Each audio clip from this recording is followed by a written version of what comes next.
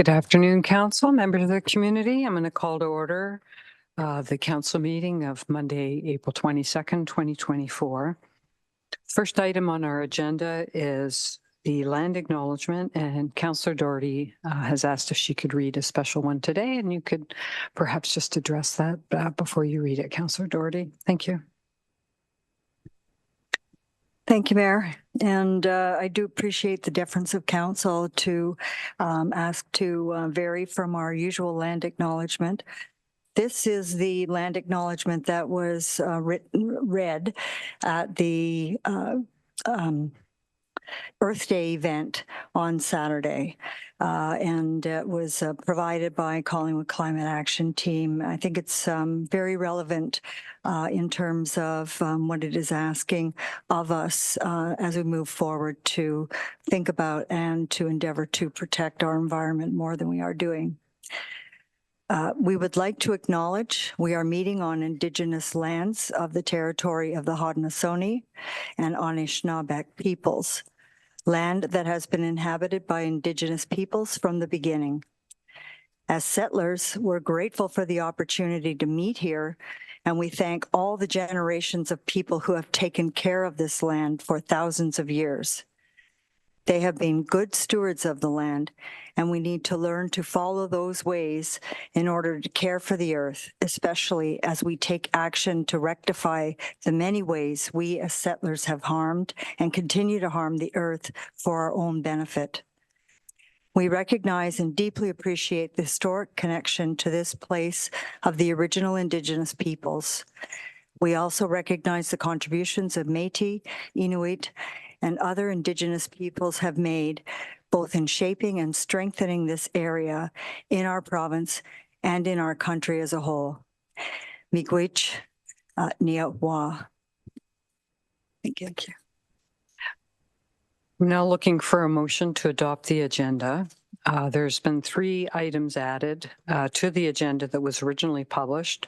The recommendation before us is as follows: that the content of the Council Committee of the Whole agenda for April 22nd, 2024 be adopted as amended. The first item is to add 7.2.2, addition of report and recommendation C2024-02 By-law Services Division review. This deals with animal control and wildlife. Secondly, item 11.1, 2023 traffic calming summary memo added. And thirdly, item 14.2.1, addition of attachment C.1 to report T 2024-07. Looking for a mover and a seconder, please. Councillor Potts, Councillor Perry. Are there any changes or additions? Seeing none. Oh, yes, Councillor Doherty, go ahead. Thank you, Mayor. Under new business, I will present to Council a summary of the Ontario Bike Summit. Okay, thank you for letting us know that. Councillor Jeffrey. Under other business, I was going to do a summary from the Prince George FCM board meetings. Okay, thank you. These are helpful to know just for knowing how big our agenda is going to be today. So thank you for that. All right, I'll just bring this to a vote then. All those in favor? And that's unanimous. Thank you. Are there any declarations of pecuniary interest today? Seeing none, if you find yourself in that position, please declare conflict at that time. There's no public meetings today. The next item is I'm looking for a motion for the following, that the minutes of Council Committee of the Whole meeting held April 8, 2024, excluding Committee of the Whole recommendations, the special meeting of Council held April 10, 2024, and the Council meeting held April 15, 2024, be approved as presented. I'm looking for a mover and a seconder. Councillor Baines, seconded by Councillor Jeffrey. Any comments? All those in favor? That's unanimous. Thank you. Is there any business arising from the previous minutes? I see none. Next, we have in 7.2.1 a recommendation that the Committee of the Whole recommendations from its meeting held April 8, 2024, contained within the April 8, 2024 Council minutes, be hereby approved as presented. And there's a number of items there. I'll just list them. C2024-02 By-law Services Division Review. P2024-08 362 Heritage Designation of that 362 shouldn't have been there. I'll just say this is with respect to 362 Peel Street. P2024-09, this is development process and fees review, including the presentation of the final reports. PRC 2024-04, adopting the International Holocaust Remembrance Alliance working definition of anti-Semitism. T2024-04, employee future benefits, liability and reserve. T2024-05, Heritage Reserve Fund Review and Amendments. And lastly, various minutes of other committees and boards were received and recommendations contained therein be approved. And we have one matter that was pulled out of the agenda that we've just referenced in this recommendation that's set out at 7.2.2, the next one. All right, mover and a seconder for this one, please. Councillor Potts, seconded by Councillor Ring. Any comments? All those in favor? That's unanimous. Thank you. Oh, Councillor Baines, go ahead. I'm sure it was unintentional, but Yeah. I think you skipped over community announcements. You know what? Thank you. Thank you. Thank you. That is so important. I skipped right over. Okay. Oh, and I also skipped over the deputations because we have an amazing one this morning. Okay. We got to get with the ball up here. I'm going to keep drinking my coffee. I'll drink it faster. Okay. Let's do community announcements. So I think Councillor Jeffrey, you're up first today. Thank you, Mayor Hamlin. Just to congratulate our Collingwood Blues on their 2 first wins in round 4 in the All-Ontario Championship for the Buckland Cup. And they're playing their first game in Trenton in that series tonight at 7:30. So we wish them all the best. And I wish that we're really succinct and done in time. So anyway, that's it for me. Other than I do want to say, I know that Councillor Doherty is going to comment a little bit on Earth Fest and things, but for Earth Day today, it does my heart such good driving here for the meeting today, a group of residents going up Erie Street and picking up garbage. And one of my clients this morning, when she was finished at my office, was heading down to do garbage pickup at the waterfront. And I think our community really embraces this and participates and makes us a better community for it. So thank you. Okay, Councillor Doherty. Thank you, Mayor.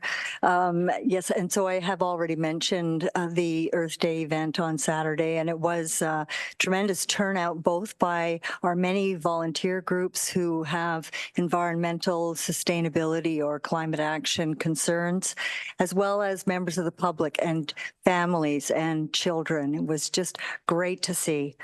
And very good to hear that we have had already people out helping to clean up. If we all do a little bit, we can change. Thanks. Thank you. Councillor Houston.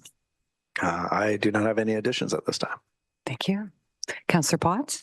I have nothing at this time as well. Thank you. Councillor Ring. Thank you very much, Mayor Hamlin. I did have one that I don't have to mention now, but I also attended Earth Fest on Saturday, and it was another great event as usual. Well attended, and a lot of kids running around playing, and that seemed to be the theme of the day. Anyways, I'd like to start by just saying last Monday, April 15th, I had the honor, along with members of council, town staff, and the numerous volunteers of many Collingwood committees and task force, attend the community flag raising and mayor's proclamation at the Collingwood Public Library to commemorate National Volunteer Appreciation Week.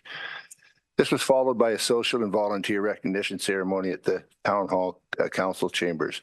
I'd just like to congratulate all the citizens who volunteer their time to make Collingwood a better place. On Wednesday, April 17th, Economic Development Manager Joanna Griggs was able to arrange an invitation for the council to tour Meditech Engineering Services head office at 35 Sanford Fleming Drive.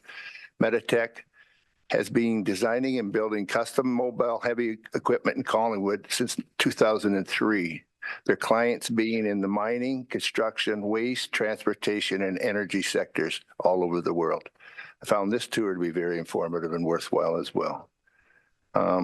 Finally, earlier today, prior to council meeting, community flag raising was held at the Collingwood Public Library to celebrate Earth Day. Hopefully this acts as a reminder for all of us to do our part to combat climate change. And that's all I have. Thank you. Thank you. Councillor Baines. Thank you, Mayor Hamlin. I have exciting news.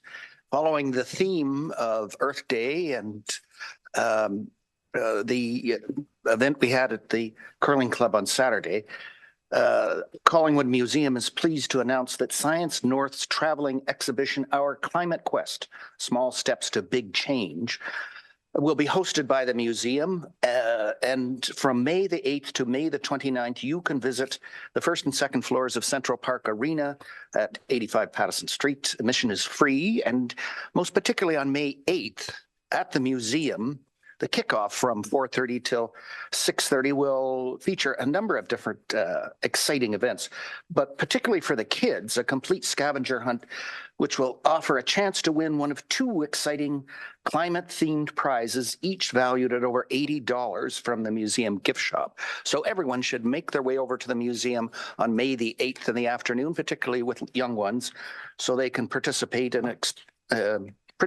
this event themselves. Secondly, my phone has been ringing off the hook, I've got to tell you, for the number of citizens in this town that are excited about, what is it, our 22nd, I think, Mother of All Yard sales. And if you've never attended one of these, you really must. And for those of you who in springtime turn to cleaning up your basement and your house, trying to get rid of too much stuff that you may have, this is the perfect place to bring it. Doors open this Saturday, April the 27th at the Curling Club. There'll be people there, volunteers to take your goods with a nice smile. And this will occur right till Wednesday or perhaps even Thursday, depending on the stuff that we get at the Curling Club. Doors open at 8 o'clock on Saturday, May the 4th. People line up at 4, if you can believe it. $2 to get in. Come to the Mother of All Yard sales. Thank you. Thank you. Councillor Perry. Thank you, Mayor Hamlin. You're always a tough act to follow, Councillor Baines. To touch on what Councillor Ring had to say about the event at the Curling Club for Earth Day Fest, I do want to comment that we were sitting at the booth and our biggest job was stamping the kids' bingo cards. And I will say, I don't think there was one child that didn't say thank you. So it was heartwarming. Anyway, on to some library announcements, and I will welcome CEO Kolchicki, who's here today.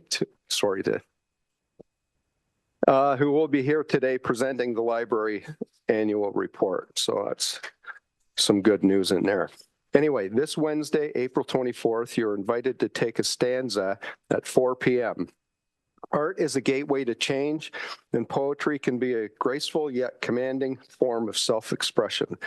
Hosted by Barrie's first Black Poet Laureate, Ty the Poetess, and Collingwood's first Indigenous Poet Laureate, Gillian Morris. This event will explore how art and advocacy can occupy the same space. For more information or to register, you can visit the library's website or contact Amy at arsenio@collingwoodpubliclibrary.ca. Also, do you own an iPad and want to put it to better use? The library is offering a 4-week series designed for beginners and will cover the very basics. The first session is Tuesday, May 7th at 1 p.m. Participants are asked to bring their own device and can register on the library's website at collingwoodpubliclibrary.ca. Thank you. Thank you. I'll just make 2 short announcements. One, just to echo about the community cleanup days that, of course, starts today until May the 14th. And if you're interested in having cleanup bags and gloves to help you in your endeavors, they're available free of charge, of course, at the town hall and also at our library. And you can also sign up as a team. And I just want to thank these teams that have already committed to support a litter-free environment in Collingwood. And they are EPCOR, Croziers, Park Bridge, the Collingwood Clippers, and Ainlay. And lastly, I'll just wish a happy Passover to our Jewish friends in the community. This is a joyous occasion that spans 8 days and a couple of celebratory meals with that. So anyway, I won't say that, but that it's always awesome. So with that, I'm going to now ask Bryan to come up to speak on behalf of the Collingwood Climate Action Team. Good afternoon. Good afternoon, Madam Mayor, councillors, and staff. Happy Earth Day. As you heard, my name's Bryan Vermander, and with CCAT, as you already probably know, and I'm Director of Programs. This deputation is related to a follow-up to a letter that was sent to all mayors and CAOs in Southern Georgian Bay and was on the agenda of the Mayor CAO Quarterly Roundtable last January. A letter was sent out by Mayor Hamlin as a follow-up, which initiated a direct conversation with Rebecca Denard, Manager of Climate Change Initiatives with Grey County, to consider including Collingwood in an opportunity to participate in their Tri-County GDS program. GDS, again, Green Development Standards. As a result, we understand there's an opportunity and an offer for Collingwood to be adopted as a municipality under the Tri-County GDS program. The program is already underway with Grey, Dufferin, and Wellington counties and being led by Grey County. The window for this opportunity for Collingwood is closing soon as public consultations have started within the 3 counties. Next slide, please. Our board is pleased that Nicole Yardy is participating in board meetings with CCAT every 2 months. As I mentioned, an offer has been presented for Collingwood to be adopted as a municipality in this Tri-County GDS program. The staff have reviewed this offer from Grey County and have concerns on a number of issues. A while ago, Summer Valentine, some of the planning staff and Nicole participated in one of the municipal meetings on the Tri-County GDS program. We met with Summer Valentine, Amanda, Peg, and Nicole last week on April 16th to discuss the value and merits of involvement in this project. Concerns such as staff capacity, existing work plans, possibility of Simcoe County undertaking GDS in the future, limited implementation tools, new building code impact with GDS were discussed. Next slide, please.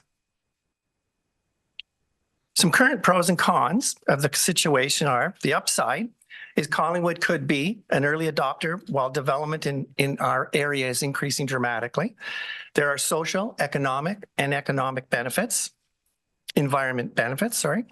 Town could be the county expert for the future Simcoe effort.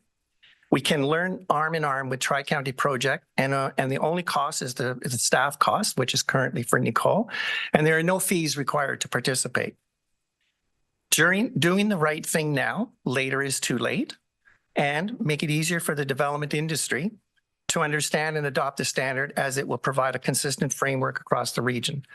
Some of the current downsides are the staff is at capacity or is limited.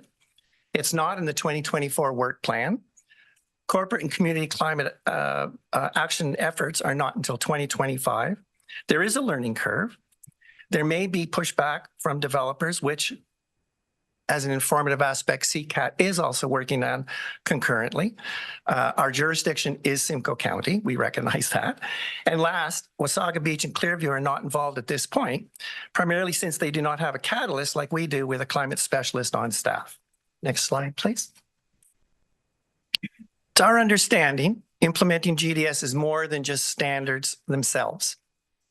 It's about political will. GDS has been and is being implemented across the country. Many municipalities have GDS implemented. At least 15 municipalities in Ontario, including Aurora, East Gwillimbury, Whitby, and Halton Hills. And I mention these out of the 15 because they're size-wise a few above us and a few below us from a size-wise point of view.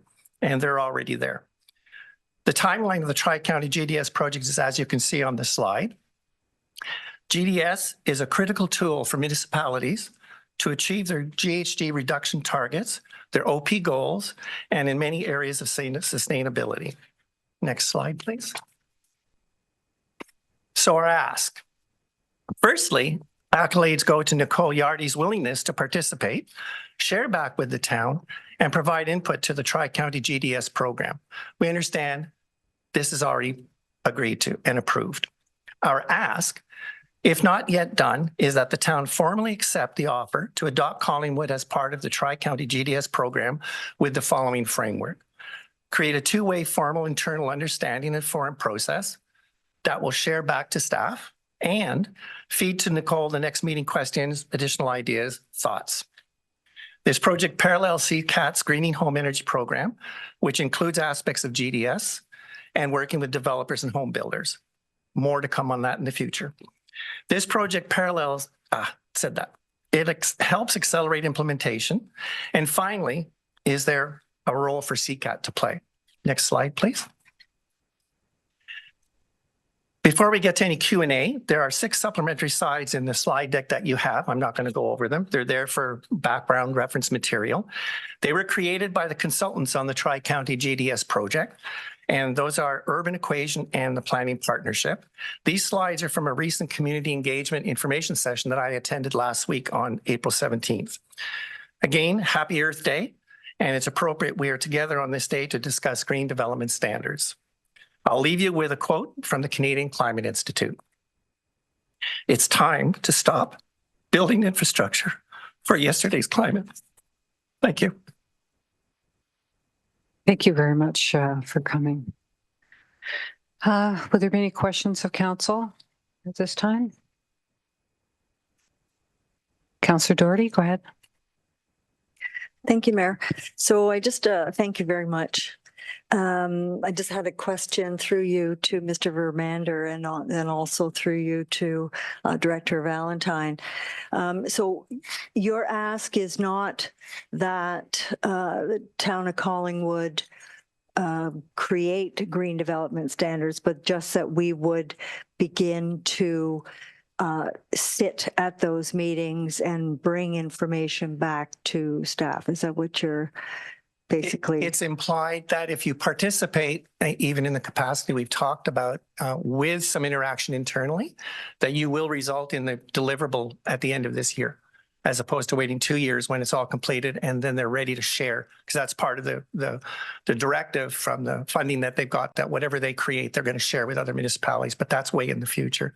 So it implies there will be an opportunity with you participating that you'll get the common deliverable, but each municipality's got to kick at the opportunity to put what they think is in there for their area. I kind of look at it as 80% common denominator for everybody. And then each municipality, we have 20% to kind of refine it to whatever way they want to. Thank you. And then just through you to Director Valentine.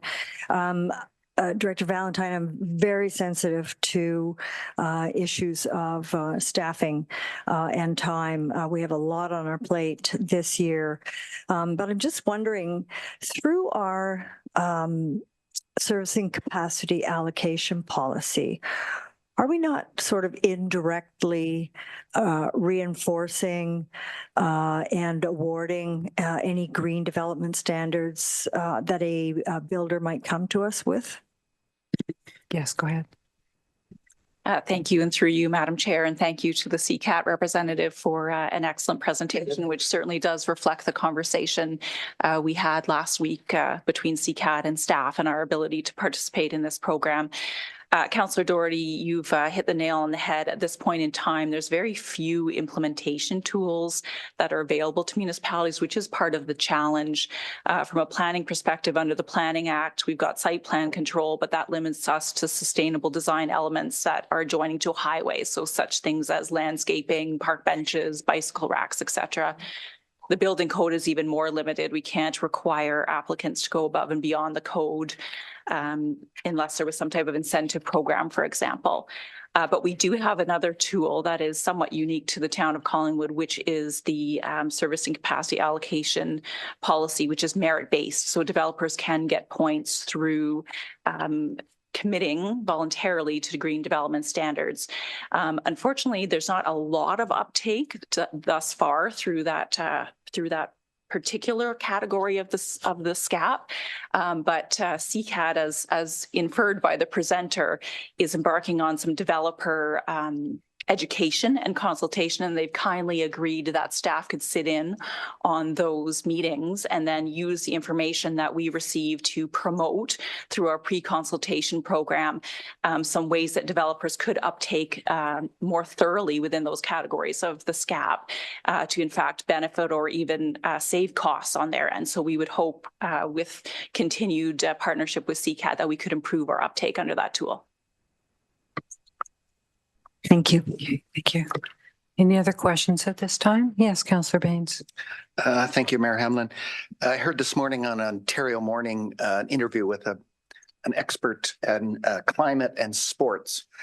And she stated that there were only 35 days in Southern Ontario this season that you could skate, which is interesting, but indicative, if you will, to, I suppose, statistics that mean something, I would think, to a lot of Canadians, because skating's important. Ask Ottawa, right? I only add this to that every day more and more of these facts are coming out, and it's only, I won't say it's only a question of time, because I'd like to speed up that time. But the cumulative evidence is going to overwhelm everyone, I would think, all of those coming in. So I would support your initiative within the bounds of Ms. Yardley's time and a discussion with her manager on that. Right. So thank you. Thank you. I have a question. Oh, yeah, go ahead, Councillor Jeffrey. Not really a question, but a comment through to Mr. Vermander. I agree that this is something we really need to get ahead of, as opposed to trying to work from behind. And I think I heard some opportunities there in terms of other municipalities who have taken it on and can lead the way. And sometimes there's just no need to reinvent the wheel. There's opportunities. And I think one of those partners I heard in there were already working jointly with respect to another international project, and PMI will. So those connections are very easily overcome to see exactly how they're doing it, because I know those municipalities are as busy by the whole Ontario legislative planning things as well. So I'm very interested in pursuing this, and I've spoken to it before in terms of SCAP. It's there. My sadness is the fact that a developer can get the score they need without doing one thing with climate change or affordable housing, or that. So, you know, I've spoken many times about ways that we could redo that SCAP calculation, so they had to at least take on one initiative within that score to achieve approval. So I think part of that could be something we could look at as well. So very supportive, similar to Councillor Baines, on getting it going, particularly while we can with Nicole Yardy. So thank you. Thank you. My question is to Director Valentine. What I'm wondering is, we heard there's an opportunity for our staff, Ms. Yardy, to participate, but if I understood it correctly, there's an expectation we would actually be working hard to implement whatever is agreed to by the end of 2024. Which I totally understand the problems with having the resources to do that part of it. Are you aware, this is my question, are you aware of whether there's any opportunity to have participation, but not have to be in a position to implement by the end of 2024?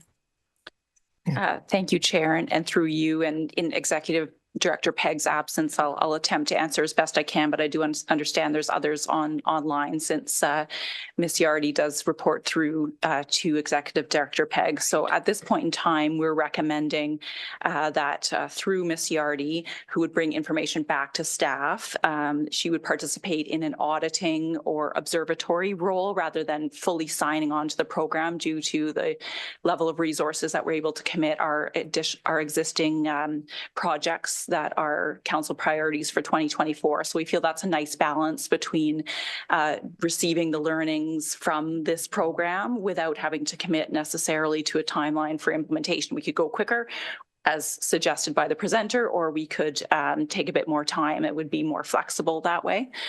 So essentially, that's the level of participation that we feel would be ideal at this point in time.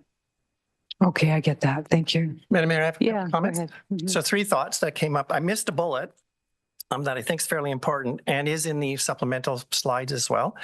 And that GDS covers 10 specific interest areas of the Planning Act.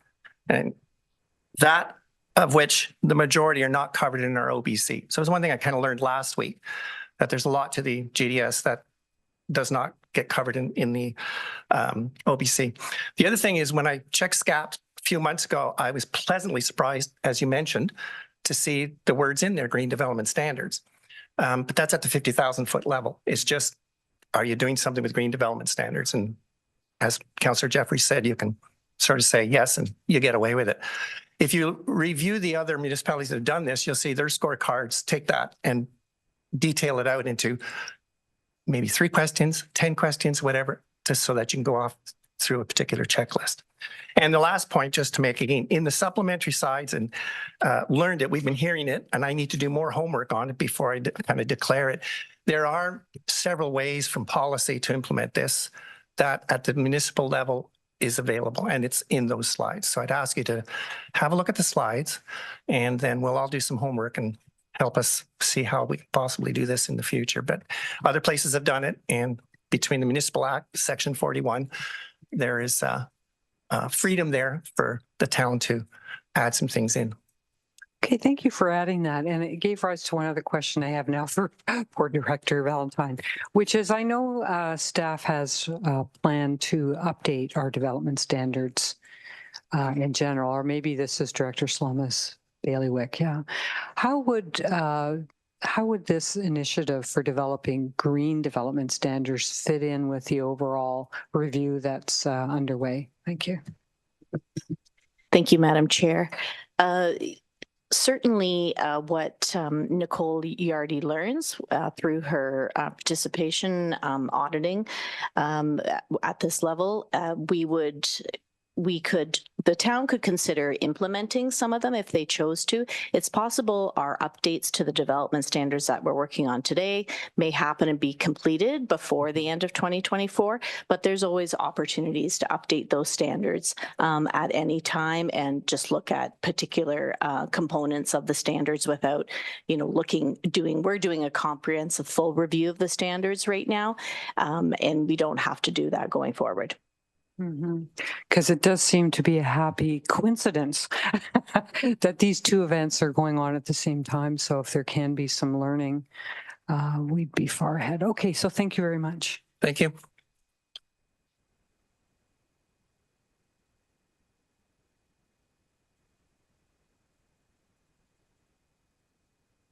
Okay, so we're now on items. Feel free to leave if you want. You're welcome to stay. But I know how totally exciting this is. Oh.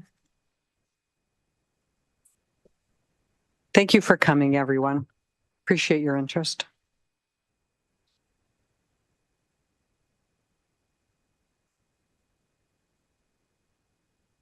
So the next item on the agenda is 7.2.2. This is the By-law Services Division review with respect to animal control and wildlife only. So there's the recommendation here, which I'll read in, which is to adopt the report that was before us last week. And then Clerk Almas has put for our consideration some options with respect to 3 matters that were raised by council. So if anyone wishes to particularly bring one of these in, that would be open to them to do. I was going to ask Clerk Almas if she could just review the additional information before I read the recommendation in. Thank you. Thank you, Mayor Hamlin. Following the Committee of the Whole discussion on April the 8th, the committee requested that staff review the recommendations related to animal control after hours service and wildlife control to identify impacts, including costs of continuing to provide the existing service and any further relevant information. So we did append Appendix B to the staff report that was specific to these items that Council requested. We also included a chart of municipal comparisons of animal-related services around our municipality that included Wasaga Beach, Blue Mountain, and Clearview.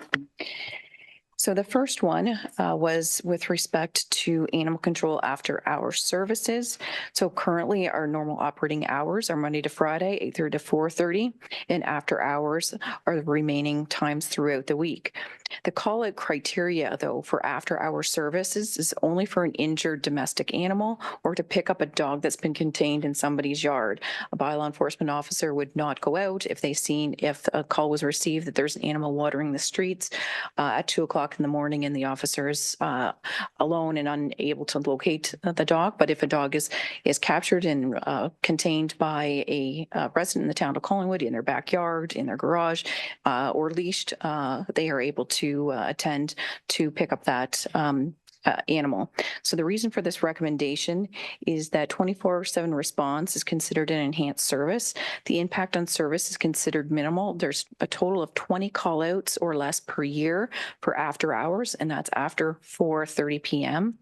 Removing all on costs, we'd save approximately $34,100 per year, and it allows officers to focus on other council or division priorities.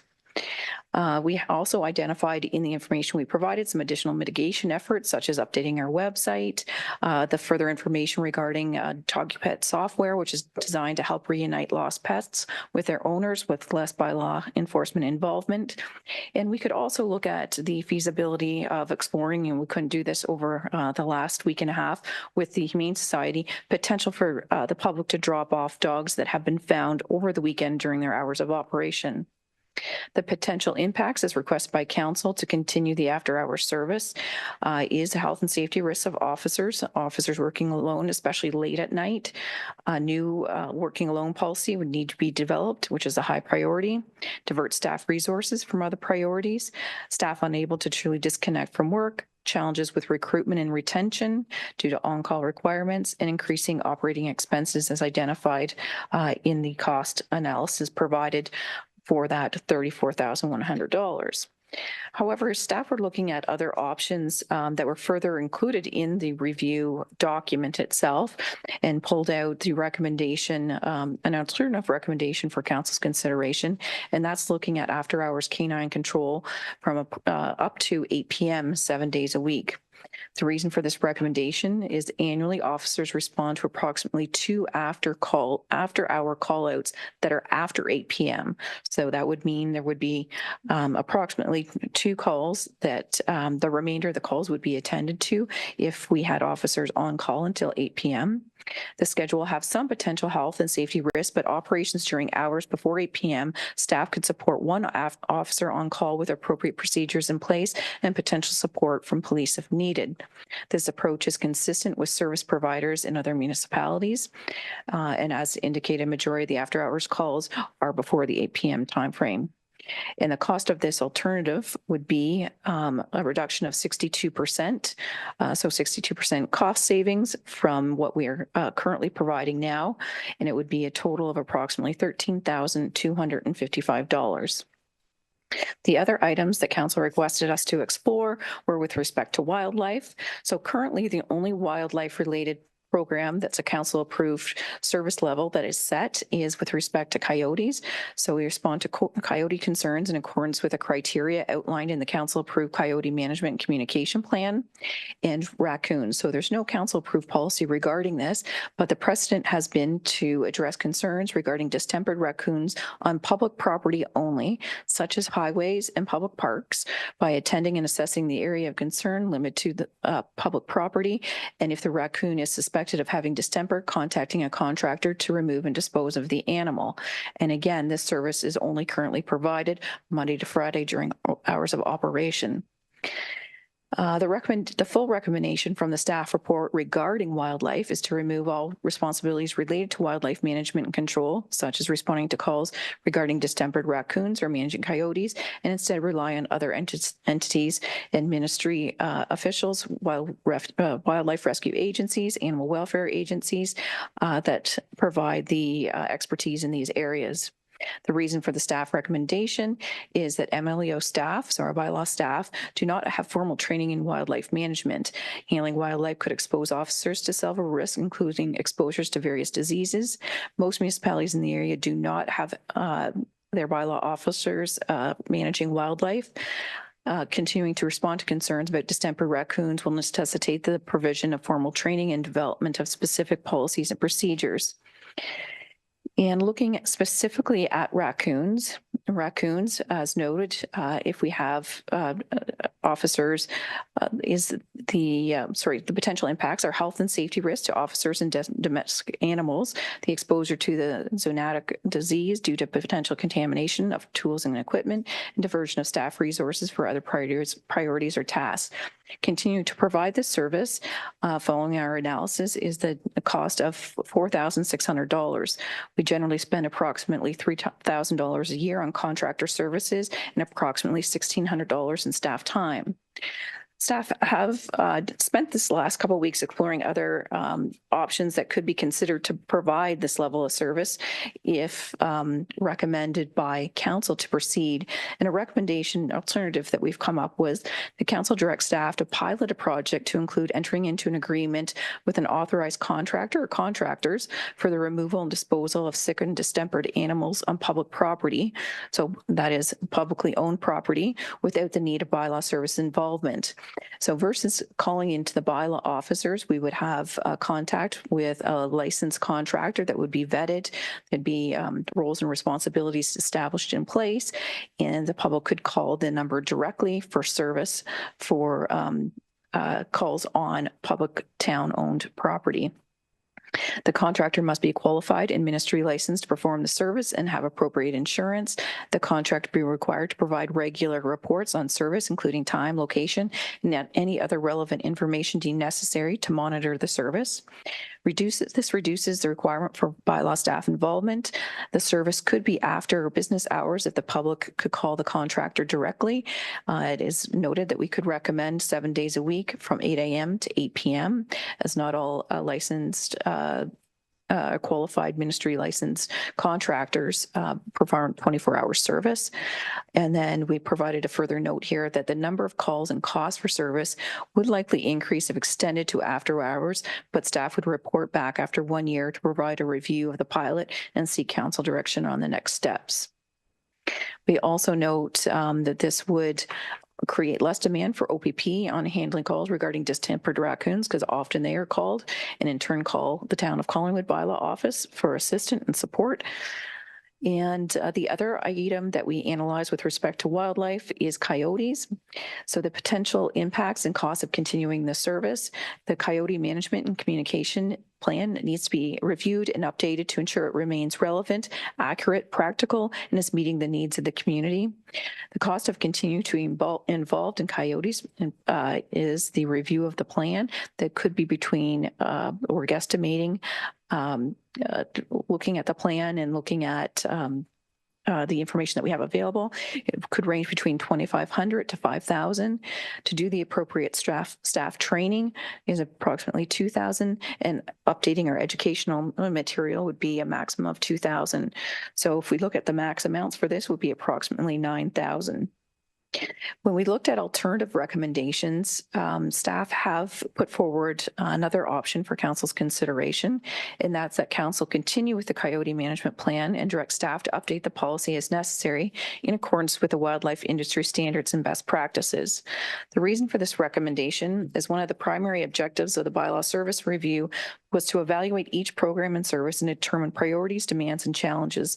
The coyote management and communication plan was developed in response to a specific issue at that time and has not been required actively. Staff could support the continuance of this plan in the event that similar issues do arise in the future. This plan does require some revisions to ensure that it contains the most up-to-date methods for handling coyote encounters and potentially developing a tool for property owners to conduct their own audits to ensure that there are no coyote attractants or easy locations to den that may be in close proximity to human or pet. Any substantial changes to the plan would require council review and consideration. We would also update the website to ensure that relevant information is clear and include additional resources as they become available and appropriate information regarding contacting wildlife agencies and organizations continue to be provided and enhanced as information becomes available. So with a review of this, the plan itself, we could see a reduction of approximately $4,000. And those are for council's consideration today. Okay, well, thank you for all the thinking you've done on this since our committee meeting on this. It's much appreciated. So what I'll do right now is I'll just read in the recommendation, get a mover and a seconder, and then look to council for any questions they may have, or if they want to introduce options and whether they're here or otherwise. Okay, so the recommendation is that council approves staff report C2024-04 recommendations and next steps contained within bylaw services review related to animal control and wildlife services. So if I could have a mover and a seconder, Councillor Houston, seconded by Councillor Perry. Okay, questions, comments? Yes, Councillor Jeffrey. Thank you, Mayor Hamlin. So I too appreciate all the work that's gone into this. I like the alternate recommendations that staff came up with. The only pending thing for me still is I know that we have staff have expressed a willingness to update the website, but not everybody's on the internet. And I think that whether we have room in our phone system for a Collingwood 211 where they could just pick a specific number for wildlife concerns and we could get them right to a phone number for someone to call or that contractor number. If that were included, I would feel a whole lot better about the alternatives. Would you like to answer that, Kirkconnell? Certainly. Thank you through Mayor Hamlin to Councillor Jeffrey. I think that's a good alternative. I know that we have some limited capacity on how the call tree works, but if we can, I think that's something that we could easily implement. I don't know if the CEO maybe has any concerns. Go ahead. No concerns whatsoever. I would like to have some of those overnight or emergency call numbers consolidated. So if anyone calls in on the town's 1030 phone number, that they will be directed to the tree where they can get some kind of information at any hour of the day. Okay, thank you. So just to clarify then, I need to vote against what's on the floor now and then propose the alternates after if it's defeated. Let me just find out the best way. Thank you. What would you suggest? Thank you. We also have Acting Manager Hayward here with us today. I think there is some additional recommendations that are noted within. So I think, like, I'm contemplating whether it should be approved. Like, for example, calling it canine control, and there's a few other specific to animal control.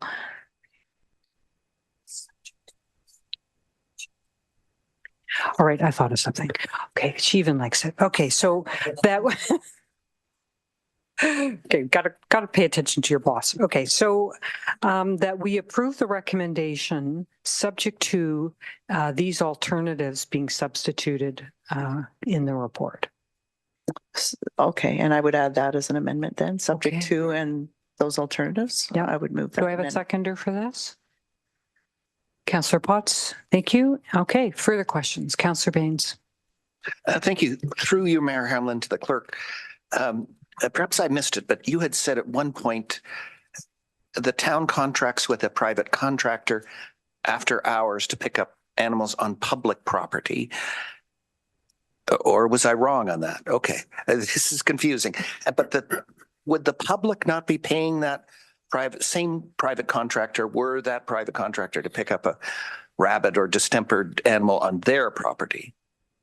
Yeah, go ahead. But furthermore, my question really is that staff would report back after a year or so to report how it's been going. And I'm confused as to why they would need to report back after a year or so. Sorry, but Go ahead. Certainly, thank you. So for clarification, and please correct me if I'm wrong, Acting Manager Hayward, is the only time we contact the contractor is during operating hours. After hours, the only thing that we attend to is an injured domestic pet, or we attend if a dog has been contained. So furthermore to your question, the service, if we extend the raccoon, if we have a contractor that is on call that the public can call directly, is for animals that are in municipal property. However, we would go through a vetting criteria for what we're required to do, and the town would be responsible for paying that cost. The residents may be able to access our website and see that, but they would have a specific call that it would be a user fee based directly with the contractor for a pet on their own property. Yeah. Any follow-up? Okay, Councillor Doherty. Thank you, and through you to the clerk. These are excellent alternative recommendations.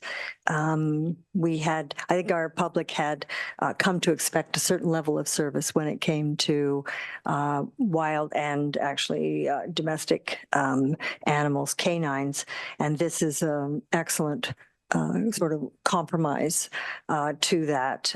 So I'm very supportive. I just had one question, and really was just for clarification. So we're referencing the use of an authorized contractor for removal and disposal of sick or distempered raccoons. Would this actually include any sick or distempered, like because skunks tend to are subject to rabies, as an example, squirrels sometimes? Yeah, go ahead. Thank you. I think I'm responding to this. So through Mayor Hamlin to Councillor Doherty. This would only be distempered raccoons, which may exhibit signs of like having a distempered raccoon. It could be potentially rabid, like having rabies. Currently, that's it. And the reason why this came up a few years ago when the OPP started receiving calls. There was an outbreak of distemper, and the OPP were essentially dispatching animals in backyards of residential properties. So that's kind of how bylaw got involved. As I know, within the last 5 years of this outbreak occurring, there hasn't been any really calls for service for distempered skunks or other animals. So it's really specific to raccoons. Thank you. Then just to follow up, sort of begs the question then what the public should do if they observe another species that is distempered on public property. So I'm not sure of the prevalence of distemper in skunks. It's more common in raccoons. And that's a reason why obviously canine, like dogs can also get distemper. So that's why vets provide that vaccination. Again, I'm not aware of any calls about any distempered raccoons. There have been calls in the past about raccoons that are within somebody's backyard under a deck or a shed, and those calls are typically referred to we suggest that the caller contacts a wildlife trapper to remove those. Seems to me, I think if we get an outbreak, among squirrels or skunks or whatever, we'd rely on staff to come back to us and expand our service.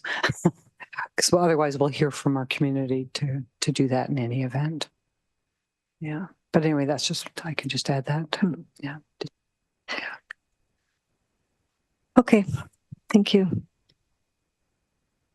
Any other questions? Go ahead, Councillor Ring. Thank you very much. And the questions that I had have been answered, but I'm just giving an opinion, and I hear why we're only including raccoons at this point. Maybe it's just my neighborhood, but I see a lot more skunks in my neighborhood than I do raccoons. Oh. Far more. In fact, I get one under my shed every year. And I got to try to get them out of there somehow, but no, I don't see raccoons. I've never seen a raccoon on my property, but I see skunks every year. So I just wondered why I know they're not distempered, but how are you going to know? How are you going to know when a raccoon's distempered? You're going to call it. If you get like more of a nuisance, I guess skunks would be more of a nuisance when you got other pets that you're throw outside and get sprayed. I just wondered why we wouldn't include skunks as well. That's all. Clerk Gomez, did you want to address that before I another question? Certainly. And again, I'm speaking not as a wildlife expert. And I think the issue is too whether it's related to a sick or distempered animal versus a nuisance animal. So I totally accept that. And I agree with Mayor Hamlin that if we notice that, through customer service Collingwood, we're getting like an increased amount of calls relating to it, we can ask that they keep track of that information within their database too, and we can report back with information related to that if that occurs. Mm-hmm. Go ahead, Councillor Jeffrey. Not new, but specific to that, would that availability to a phone number in terms of wildlife or whatever not cover all species, that it would give someone another alternative? I mean, that wildlife number isn't going to be just for one specific species. So I'm just wondering if it'll. Yeah, go ahead.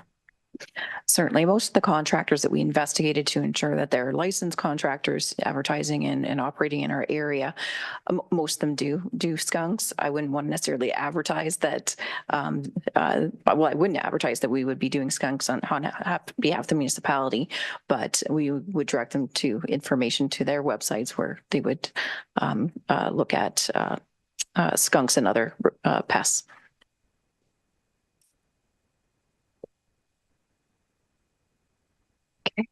No more comments or questions. I'll bring this to a vote. All those in favor? And that's unanimous. Thank you.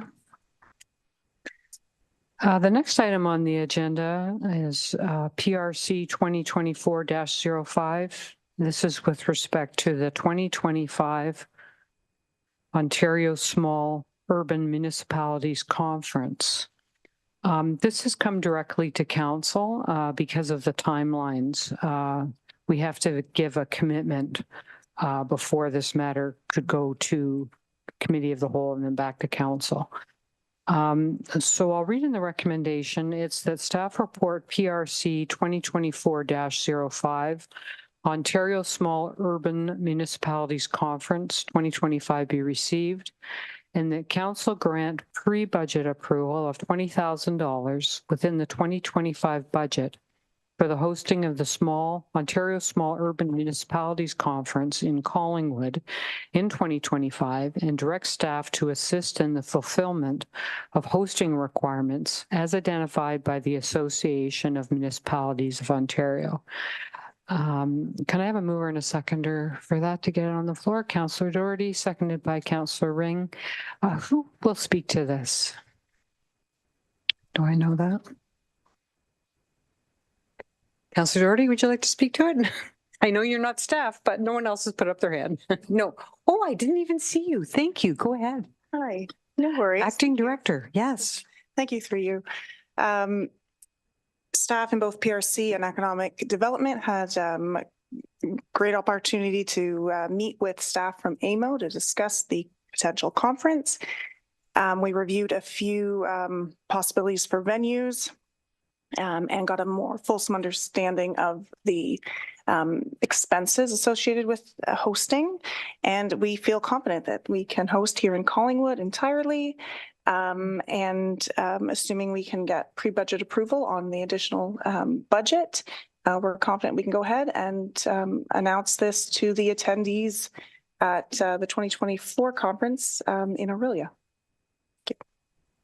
Okay, thank you. Would there be any questions about this? No questions? Okay, to a vote. All those in favor? Unanimous. Thank you very much.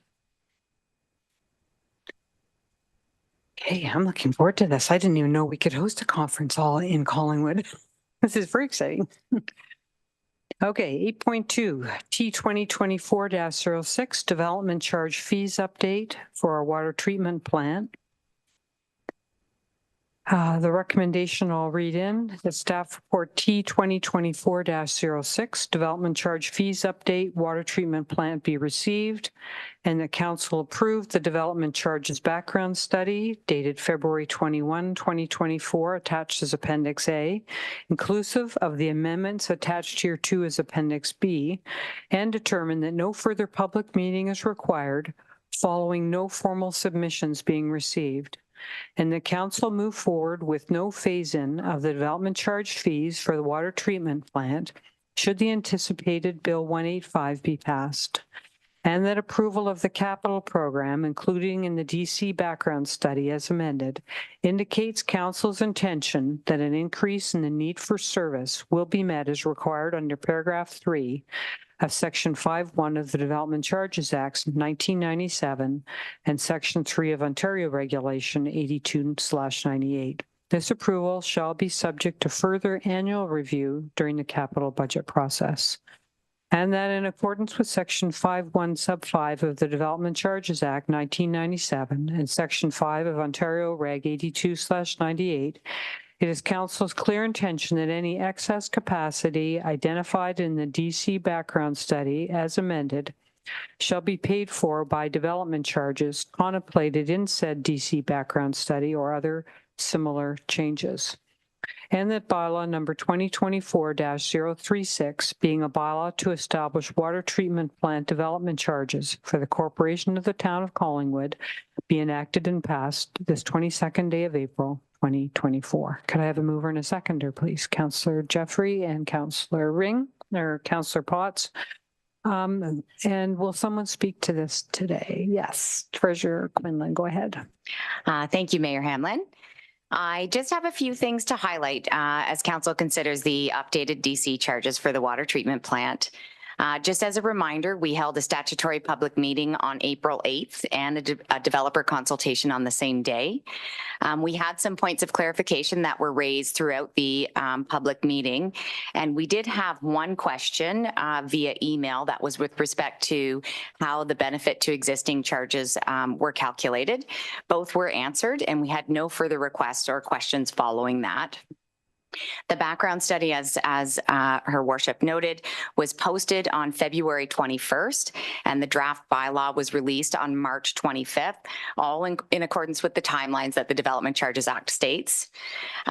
This study is based on an estimated capital cost of $270 million for our water treatment plant, with 63% being funded through the town of New Tecumseh. I'll note that no grants are included at this time. However, both towns continue to be very hopeful that the provincial and federal levels of government will be forthcoming at some point for the substantial project. As some of you may be aware, we have just recently heard of an announcement for a draft of Bill 185. It's the Cutting the Red Tape to Build More Homes Act, which is a bill that's been proposed to counteract the previous Bill 23, the Build More Homes Faster Act. And there are a couple of things with respect to the development charges that this proposed bill will remove, and most significantly for this particular DC is that the phase-in requirement of DC fees and studies now will be included in the calculated rate. So there will, if this bill is passed, there will no longer be the mandatory phase-in period.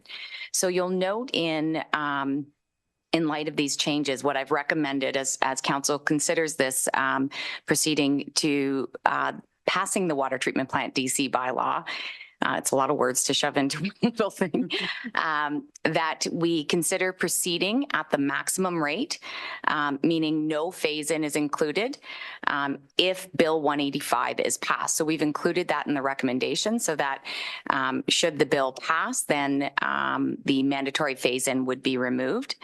This would mean a change from a current rate that we collect at $1,942, and it will move up to $9,563 on a single detached unit.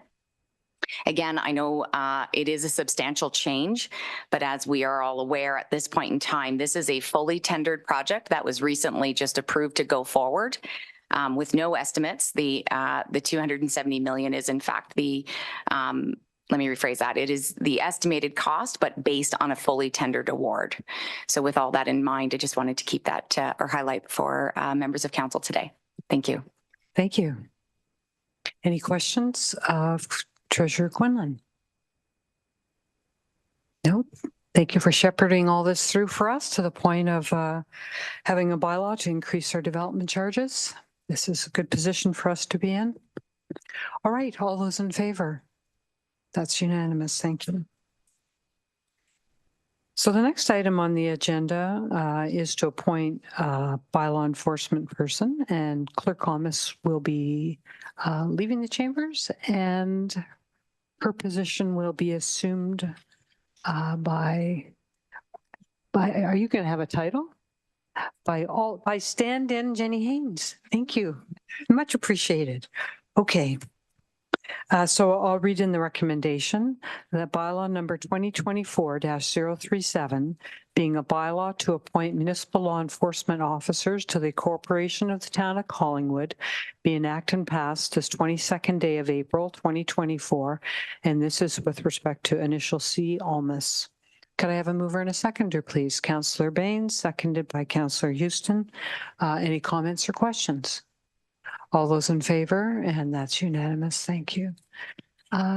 Jenny, could you let our clerk know she could come in? Thank you.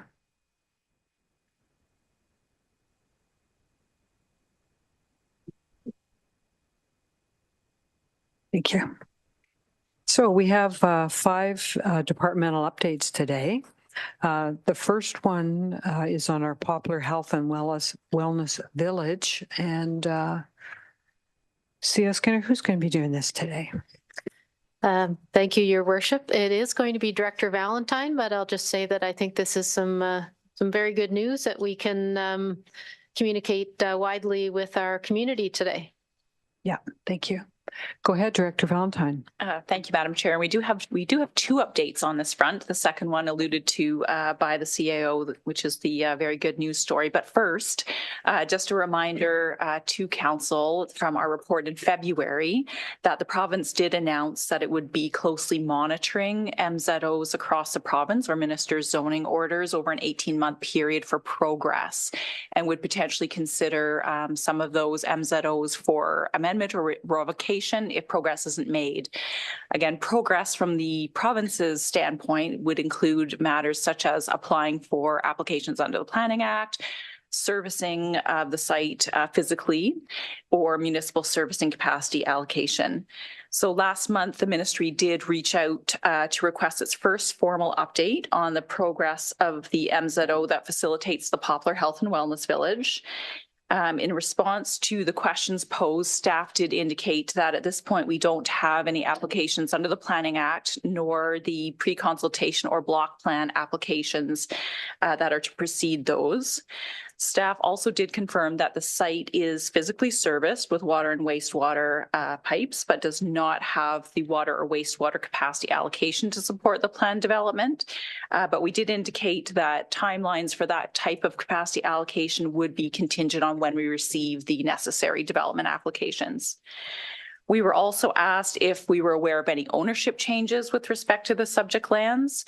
In accordance with the executed MZO companion development agreement, the town is to be notified of any ownership changes, and we have not received such a notification.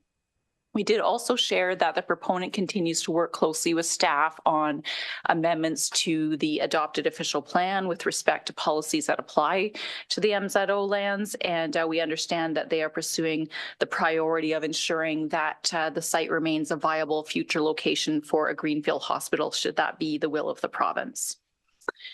So on to the good news announcement. We have another exciting step in this innovative and transformative project, which is the release of key excerpts of the executed MZO Companion Development Agreement. And this helps us continue to share the good news stories and details about this development with the public.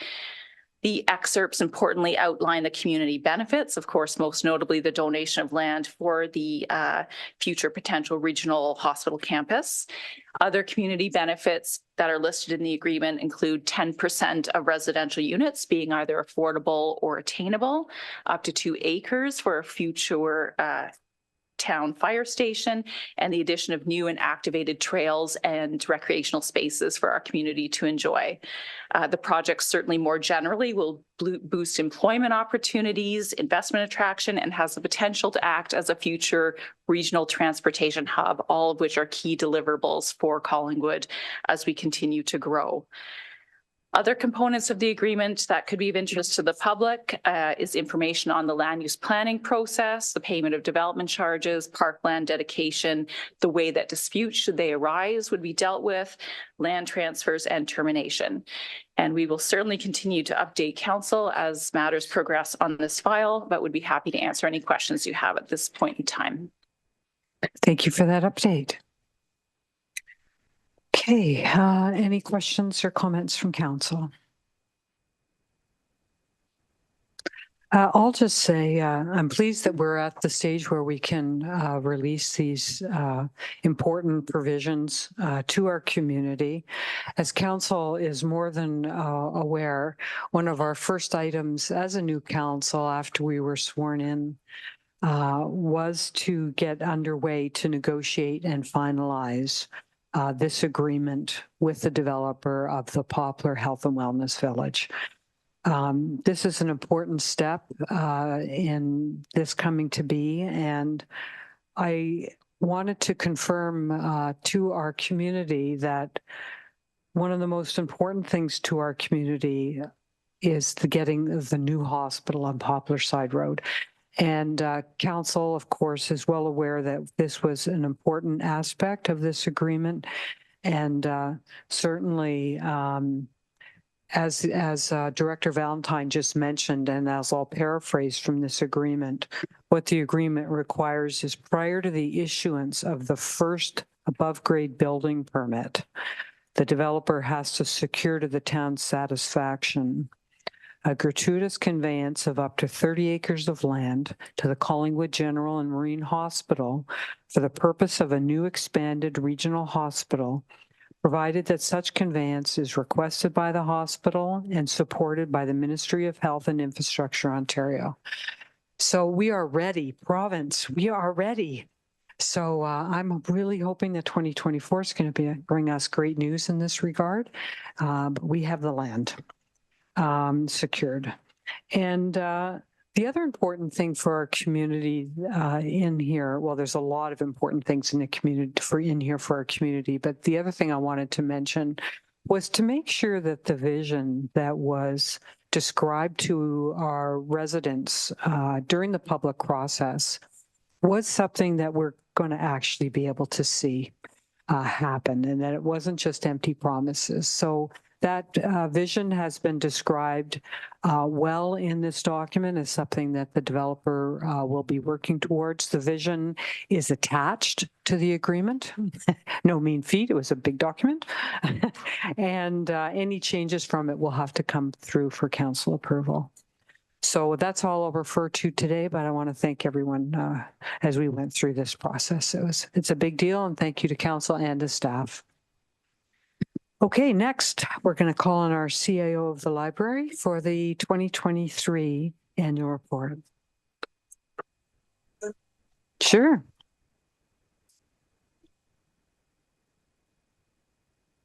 Okay. Here we are, another trip around the sun, everyone. Well, I'm here today to present the library's 2023 annual report, talk about some of the highlights that we had last year, and also a few of the projects that we're going to be working through in 2024. So buckle up, here we go. So early last year, we added Cloud Library to our suite of online resources. This is an ebook platform that is part of the digital resources provided through the county. Our e-material circulation was actually up 23% last year. So just proving the popularity of this format and our need to diversify our offerings. It was fairly well documented that we introduced our CPL on the go book bike services. This was accomplished in thanks to funding from our Friends of the Library group. And although a couple of our adventures were canceled due to weather, we did make it out 7 times last year, including the Spark in the Park Council meeting. So this service model allows us to offer library programs and services in more unique places while committing to active transportation. And we are looking forward to getting back on the bike this summer. We updated our accessibility plan following community consultation and an audit of our facility. The subsequent action plan identified the need for more staff training on neurodivergency, updated signage, assistive technologies, and some strategic partnerships. In alignment with our value of diversity and our ongoing journey of reconciliation, the library hosted Indigenous chef Zach Kishig for an informative, unique, and delicious workshop. This event actually reached capacity and was a celebration of connection to the land, food, and each other through a focus on culinary arts, foraging, land stewardship, and Indigenous culture. Also demonstrating our commitment to diversity and inclusion, we held our 3rd and certainly most infamous Drag Queen Story Time. Our team went through a great efforts last year to make this program a success, and it was truly a team effort with the community rallying around us in support. The library is a safer spaces champion, and we know that positive 2S LGBTQ+ representation makes a difference in our community, and I am really proud of the work that our staff and our community did last year. Our library continues to act as a bridge between our patrons and social services. In 2023, we developed 2 new partnerships with Ontario Works and the Canadian Mental Health Association, who visit our facility weekly. This is both an impressive but ultimately a heartbreaking statistic. Our community pantry continues to see unprecedented use. Last year, we recorded 2,641 visits. We do ask visitors to simply put a tick on a piece of paper when accessing this service, so we suspect that its use is actually higher than that. Last October, during Ontario Public Library Week, we hosted the annual event Georgian Bay Reads, which is a collaborative event with 4 other Simcoe libraries. We had a full house with 100 people in attendance, and our competitors swept the competition, winning People's Choice and the title prize. Throughout the year, staff were hard at work designing a new library website. We launched just this past December, and we believe that the statistics indicate the improved user experience we were seeking. In 2023, the most monthly visits that our website had was just over 14,000. Each month this year, we've had over 40,000 visits. So we're seeing about nearly 3 times the monthly online engagement, which is really wonderful. The library itself was bustling with over 100,000 visits to our building, including 1,700 new users.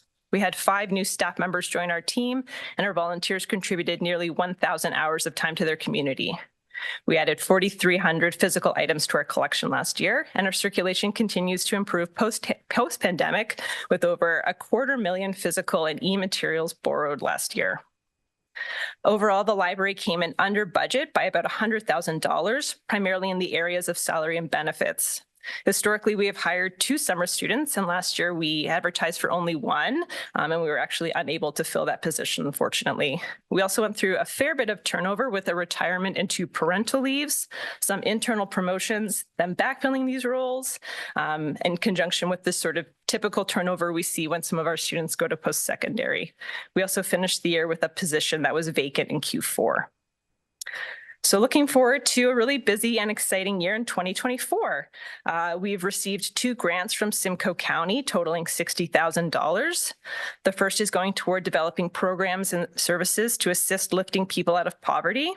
Through this initiative, we will be offering educational sessions on budgeting, nutrition, and food preparation, collaborating with E3 to have a coffee and snack kiosk at the library, and working with Indigenous artist Mukpalu Apili to offer cultural workshops that take emotional and spiritual well-being into consideration. The second grant is for the county pilot project, where funds will cover wages for a social worker out of our space. We look forward to working with the county on this initiative, measuring outcomes and seeing impacts at a local level. In collaboration with Parks, Rec and Culture in the town of the Blue Mountains, we are working on the MRF feasibility study. Undoubtedly, this will be a really exciting project for our community, and we look forward to sharing this collaborative process and working through the results with library boards and council. As mentioned through our board update last week, the library is undertaking a strategic plan process. As we all know, our programs and services are designed for our community, and we're eager to hear from our residents as we plan for our future. We believe going through the process in tandem with the municipality will lead to opportunities for stronger alignment and collaboration. Another significant project we worked through during the first quarter is measuring the library's social return on investment. We know that libraries are beneficial to communities, but social return is a tool that allows us to demonstrate the value of our programs and services.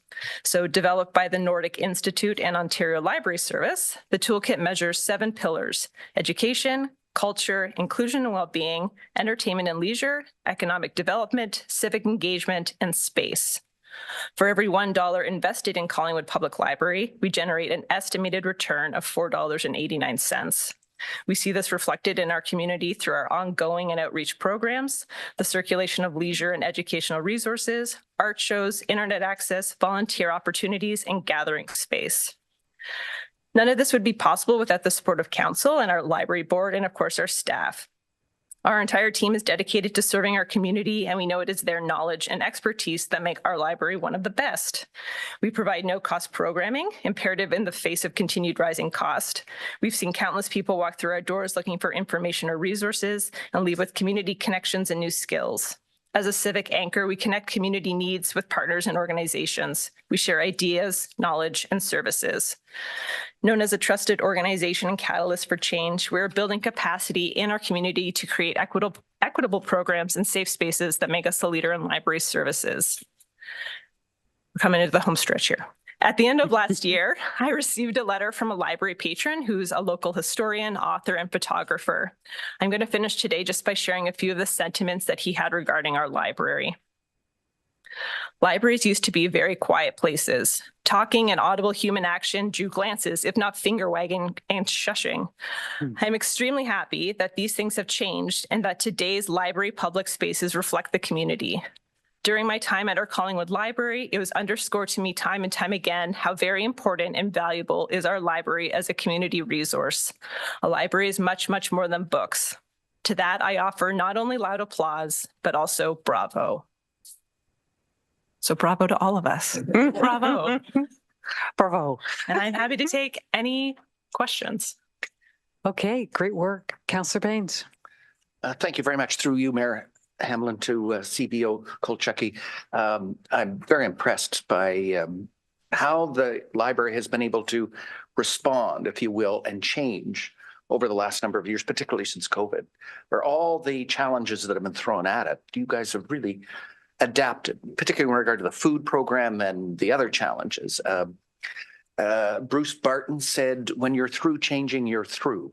So good for you for being flexible in that sense. My greatest concern is what our friends in Toronto and the Toronto Public Library have had to endure over the last year or so in regard to those nasty fellows with computers, and hope that when you do your next strategic review, I don't know whether you do a war game as to how you would respond should such an unfortunate circumstance occur. And I'd also ask, are there any potential grants from any foundations that support libraries to specifically address those security issues around the internet, et cetera?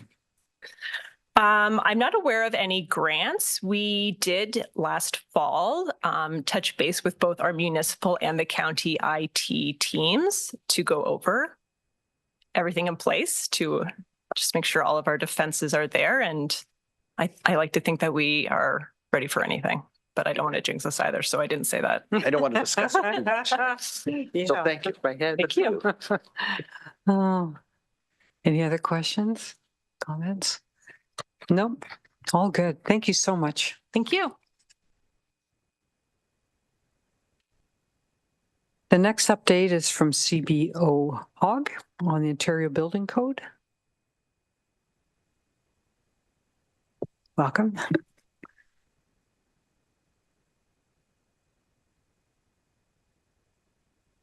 I'm going to have a presentation, right? Good. Good afternoon, Mayor and Member of Council. I would like to thank you for the opportunity to be here today to provide an operational update from the Building Division. Next slide, please. Today, we're going to discuss some highlights from 2023, including permit statistics, and look ahead further into 2024. Next slide. I'm Tammy Hogg. I'm the CBO for the town of Collingwood. For those of you who haven't met me yet in person, that's probably a good thing. Up on the screen, we have the other members of our team, and we are fortunate enough that our team has remained much the same as it has been in the previous year. This is essential for consistency and succession planning within the division, which is important with the upcoming legislative changes set to be implemented in 2025. We are fortunate to have these great members work within our team. Next slide, please.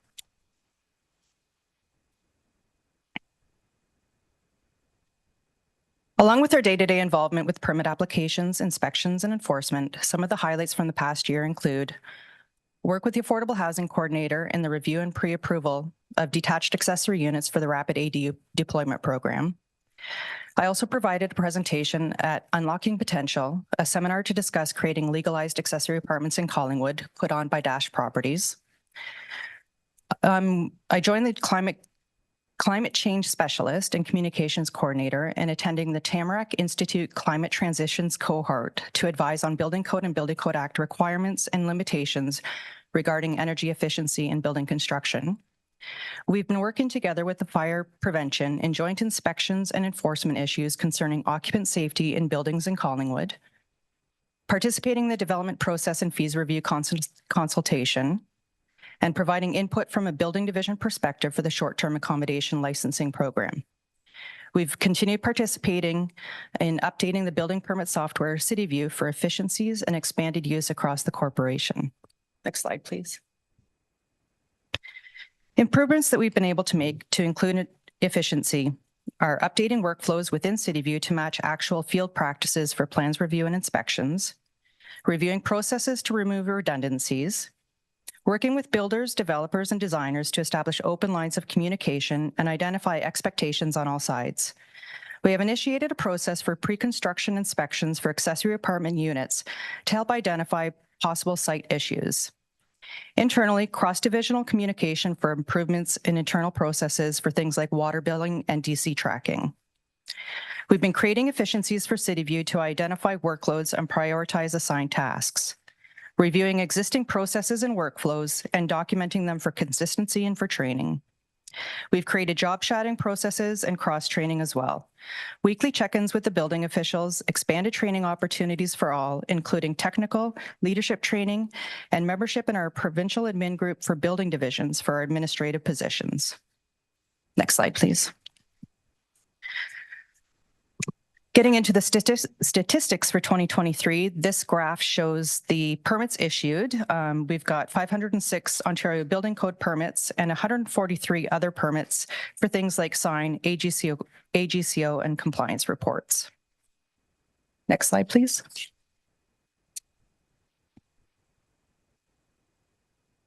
As you can see, construction values are up considerably for 2023. This is mainly due to the issuance of the permit for the water treatment plant.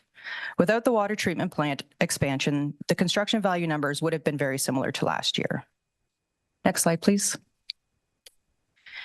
These graphs represent that the number of permits is not directly related to the construction value year over year. As the built form changes, we can expect to see construction values continue to increase, while permit numbers may not. For instance, a single permit is issued for both a 160-unit apartment building and a single detached dwelling. Next slide, please. As you can see from the graph, starts for single, semis, and towns are down. What is not illustrated is that apartments are up. 293 occupancies of apartment units were issued in 2023. More are already happening in 2024. Issuance of the building permit for the first Sky Devco Residence at Silver Creek apartment building occurred earlier this year. Issuance of the remaining two buildings is imminent. Overall, there will be 187 new residential units in these apartments. Constructions of all three buildings is expected to start this year. Next slide, please.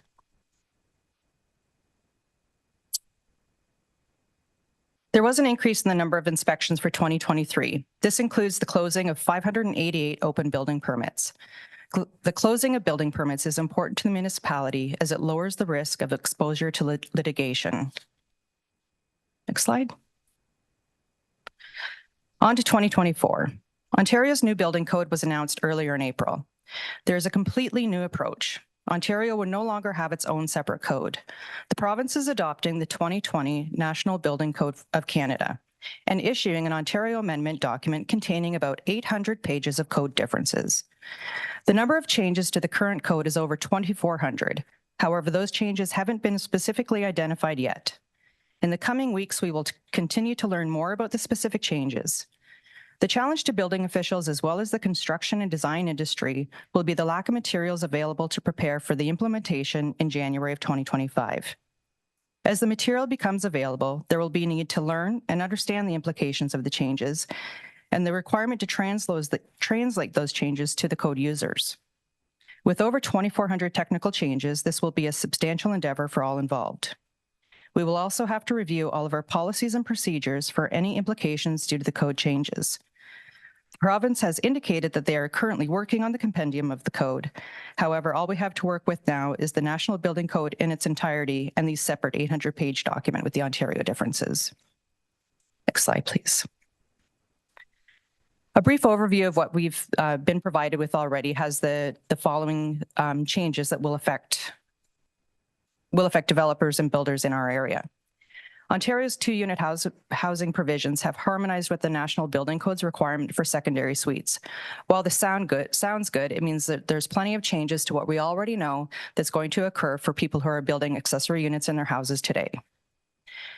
Next up, Ontario is harmonized with the National Building Code on mitigating the effects of radon in buildings across Ontario. What that means for our builders is a rough-in of radon mitigation in all new construction. Ontario has harmonized provision for fire protection systems with the National Building Code requirements. That should be a good thing. And Ontario has updated its standard for prefabricated septic tanks, just keeping up with technology. Next slide, please. As for what's not included, harmonization with the NBC for energy efficiency and adoption of the National Energy Code of Canada for buildings are not contemplated with this update to the Ontario Building Code. That means that Ontario will continue to operate under the SB 10 and SB 12 energy performance guidance and the efficiency levels currently contained within the 2012 Ontario Building Code. Consistency in the codes and standards is important in keeping homes affordable and effective in meeting climate change challenges. Currently, the town cannot require building permit applicants to meet energy efficiency requirements that are beyond the minimums as required by the Ontario Building Code. At this point, there's no enforceable provincial standard in place for green standards with respect to building construction. Next slide, please. Other than the impending updates to the building code, we are looking to continue to create application efficiencies. We have just implemented a single window service for AGCO, commonly referred to as liquor license applications, so that customers can get their sign-off from fire and building in one location, no longer requiring 2 separate requests at 2 different locations. We're also working with the fire department to distribute some information regarding the dangers of not obtaining building permits to homeowners. We're going to look to begin the implementation of recommendations for the development process and fees review report. And once we have an understanding of all the changes for the Ontario Building Code, we're going to create awareness for the industry on these changes. Next slide, please. And that's all I have for today. I'm happy to answer any questions you may have. Thank you for that. Any questions, comments? Councillor Baines. Thank you to CBO. CBO. Oh, great. Yes. Okay. Any idea on when the feds will update their energy building code? Is that like 10 Federally, years? Federally, it is. So Ontario works 5 years behind the national changes. So it's 5 years for the province to adopt the feds energy code. Is that it? Or? We've just decided not to this go around. Okay. Not me. I know. On Earth Day, I just want to specify that was not me. As of October last year in our conversations with the ministry, we were moving ahead. When the changes came out 2 weeks ago, they were not included. Okay, thank you. I'll just say, I cannot believe that you have to implement a new building code without having it in hand. Well, we do have some time. I know you have it, you have less than a year. So I'll just say, if I can suggest, whatever time you think's right. So I'll just throw out 6 months from now. If it looks like it's impossible to be in a position to, be ready, please let council know, because through our AMO, representatives and so on, perhaps the government should be giving more time for implementation. Thank you for that. We do have an association as well, and there's a whole effort now, and our first advisement of it will be on Wednesday. So hopefully. Okay, thank you. Thank you. Okay, well, thank you. The next update is from Director Slama. This is on accessible transit.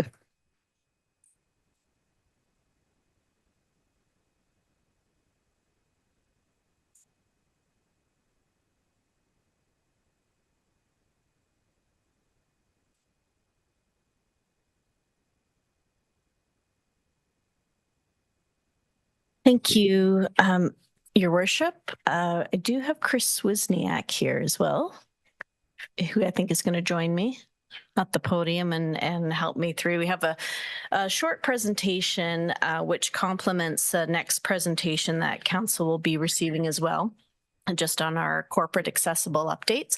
So this one is in particular related to transit, and we'll just speak to a few of the items contained in the memo that is part of the agenda. Next slide, please. So before we get into accessible transit in particular, we thought we'd just review what Collingwood offers as transit services as a whole. So we have our Caltrans conventional transit service. This service is fully compliant with the Integrated Accessibility Standards Regulation. It is a service that is provided by Landmark Bus Design. So this is a third-party contract that the town has with a third-party provider. The hours of service are 7 days a week, 7 a.m. to 9 p.m. It includes 3 routes. So there is the east route, the west route, and the crosstown. And then we also have the Blink route, which is a service that we have in collaboration with the town of Blue Mountains. So it goes from our municipality to the town of Blue Mountains on a circular route. And we did also implement last year on-demand weekend service, and we made a decision to implement it on the weekend only on the crosstown route, and that's how we have been operating to date on the on-demand service. Another service that we provide is the accessible taxi. And this is another service that is provided by a third-party contract. And that is Ace Cabs. So this is a separate contract that the municipality entered into with Ace Cabs. It operates, the hours are a little bit longer here. So we have a few different hours. Monday to Thursday is 6 a.m. to 10 p.m. Friday, 10 a.m. to 1 a.m. And Saturdays, 3 p.m. to 1 a.m. and Sundays, 6 a.m. to 10 p.m. So it's so sorry if we had that beforehand. We're just updating our information. I would have changed that. So we can possibly amend that to the memo if we wanted to. So those are two of the services that we provide, as well as, next slide, please, Jenny, our Transit Plus line. So this is our door-to-door assisted service that is provided by contract through our third-party provider, which is Landmark Bus Services. The hours of service are the same as our Caltrans service, and that is part of our requirements under the regulations, the accessibility regulations. So that is 7 days a week, 7 a.m. to 9 p.m. This service does require advanced booking. So for a lot of the people that use the service, it's advantageous to them to book their rides that they know that they are going to need in advance. The service provider does try to accommodate same-day requests as best possible. And we noted in the memo that this is possible during the slower times. So there are definite peak times for this service, which are in the morning and in the afternoon. But if a user wanted to try to book a same-day request, make a same-day request, it is more likely to be accommodated after 4 p.m. So between that 4 and 10 p.m., those are the non-peak times.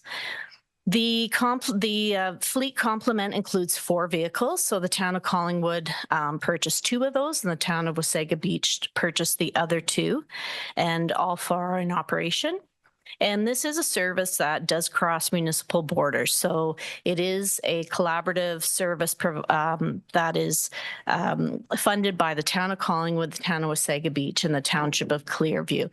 And 2 buses primarily operate in the town of Collingwood, but it does cross borders, and riders can go to the other municipalities or move from one municipality to another. Next slide, please, Jenny. Is this where you were going to take over? Sure. Okay. So I'll get into the mic here. We were going to provide some 2023 numbers for Transit Plus.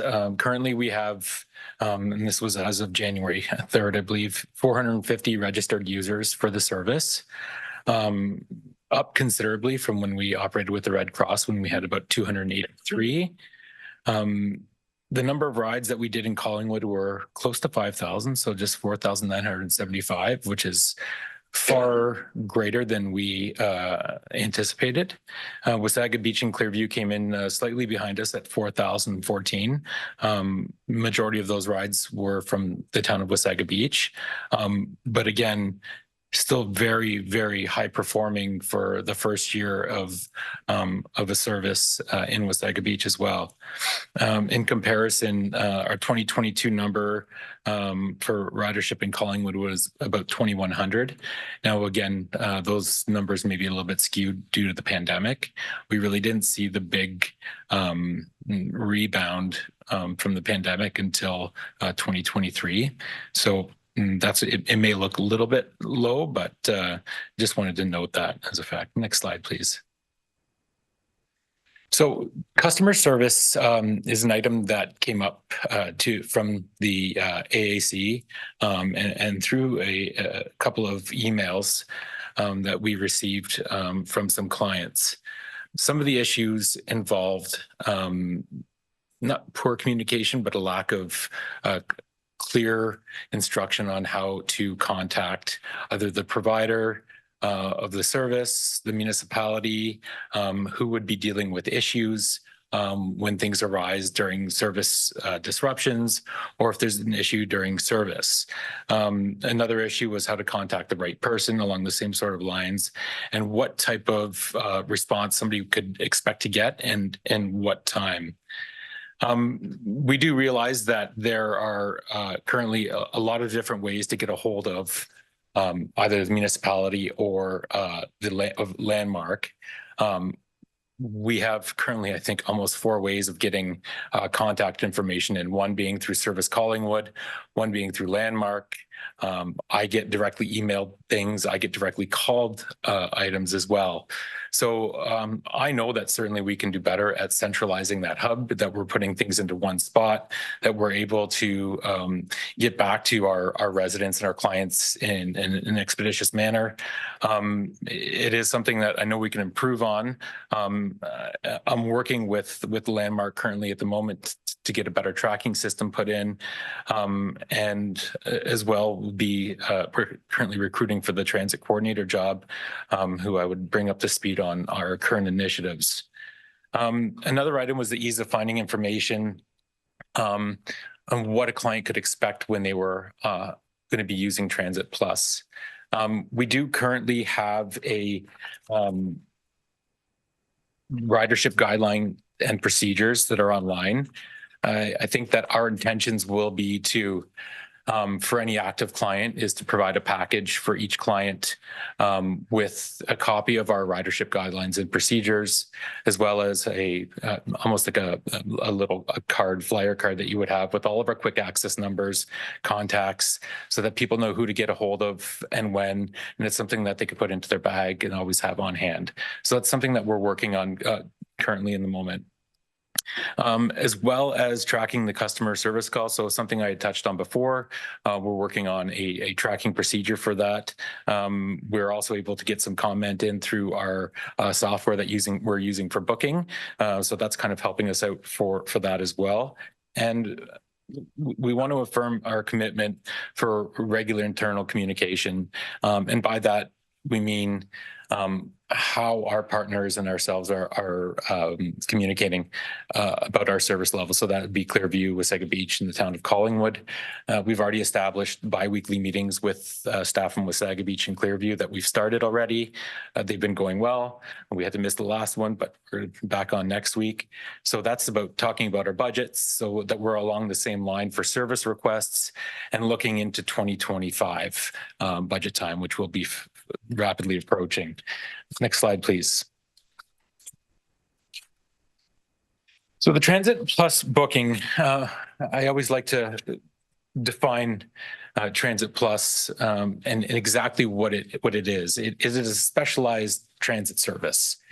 There's a different type of transportation. We're not talking about door-to-door on-demand service.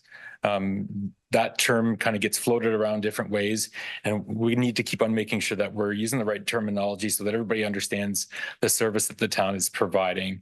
The Transit Plus is again a pre-book service that we ask clients to book as far ahead in advance as they can, as possible. We do require at least a minimum 24 hours for a booking. However, as Director Slama had said, there are off-peak times when we're able to accommodate riders, and we are currently doing it right now. So we're trying to get that out there, that if you want to get out and use the Transit Plus buses, especially weekends and evenings are our best times to make that call and get a ride within a half an hour. So another way that we accommodated the pre-booking issue is that we've taken away a couple of our weekend hours. So I'm not taking away service level hours. So instead of running 2 buses in Collingwood on a Saturday when we're not getting any ridership, we're going to only run 1 bus on Saturday. Take those Saturday hours, push them in between the week so that we can hit the midday hours when we're getting all these bookings. We've done that already, and it's already starting to improve the service. So we're trying to still figure out the best ways to increase our service level within our current budget. And I think that takes a little bit of experimenting and working with our operator to see when and where our times of use are. Another thing that we just implemented this year is our booking system. It's the same booking system that we use for our on-demand and transit. This system is going to allow us to measure performance of Transit Plus as well. So how long it's taking for a rider to get picked up once they're called, how long the trip is, how many we're doing, and it also allows the customer to provide feedback through that interface as well. Next slide, please. So in terms of service delivery expectations, we do have these specialized transit guidelines and procedures that are available on the website. I did mention in 2 slides before this that it is a fantastic tool for riders to understand what they may be expecting when they're using the service. It also allows riders to understand how to book, what they need to do to prepare their home for the service. So for example, the wintertime, if a driveway is not plowed, and Transit Plus comes to pick up a resident, our guidelines say that the road and driveway have to be free and clear for assisted service. That's for the safety of everybody. That's for our operators, for the clients, and for even other motorists, so that we're not parked way out on the road. There are a lot of key items in there that is very beneficial for every rider to use. So again, we will be putting a package out for our current clients and any new registrants of the service as well. Next slide, please. So the Collingwood AAC committee resolution was that the committee requests staff to report back at the next meeting regarding the communications related to accessibility, operational and safety matters in particular as it relates to transit, as well as budget preparations that should be considered in the 2025 budget. Next slide, please. I understand that there have been some safety concerns. I've been working with the committee. I was at the committee last Thursday with Director Salama, and I understand that there have been a couple of ride-alongs that have happened with certain members of the community. These items have been brought forth to my attention. I'm hoping to have them addressed as soon as possible. I want to make it clear that it's extremely important to our department and to this municipality that we are taking this extremely seriously. I've been in touch with the operator consistently, making sure that we are taking the right steps to make sure that all riders are being secured, mobility devices are being secured on the bus, and riders are given a really safe trip, and they're confident that they can take Transit Plus, or the accessible taxi without fear of being injured. It is helpful for anybody who has safety concerns to contact the town directly. They can either call the Service Collingwood line, or on the website, there is an item on how to contact us under other items through Service Collingwood. And the operator and the town, it's important that we have accountability for making mistakes. I've worked with a couple of the members on the committee, and we're addressing them as we speak. So we're trying to move forward in a positive manner. As our last AAC meeting with some of our AAC members, one who is here this evening, we've committed to take several of the AAC members who are in wheelchairs. We'll get a bus, and we're going to directly take them down to Landmark's office, and we're going to do some safety training with our drivers so that members of our AAC committee can show the drivers how important it is for them to have the proper safety. So we're getting it a little bit more personalized. We're hoping that it's going to make a big difference, and I'm committed to help facilitating that on behalf of the AAC as well. Next slide, please. In regards to the resolution, we're going to be continually updating the Collingwood Accessibility Advisory Committee with updates. I have been to the last few, and I've been to a number over the past few years. So we're going to make it a regular occurrence so that I can provide the most up-to-date information to our committee, so everybody is informed of any actions that we are going to be taking. We will be doing a community survey on the accessible taxi to receive feedback in regards to our current level of service and future planned budgeted amounts. The budget for 2025 items is likely going to be including the need for or the ask for the extension of the accessible taxi service. I reported back to the committee on Thursday, and over the past few months, we've actually seen quite a large increase of use on the accessible taxi.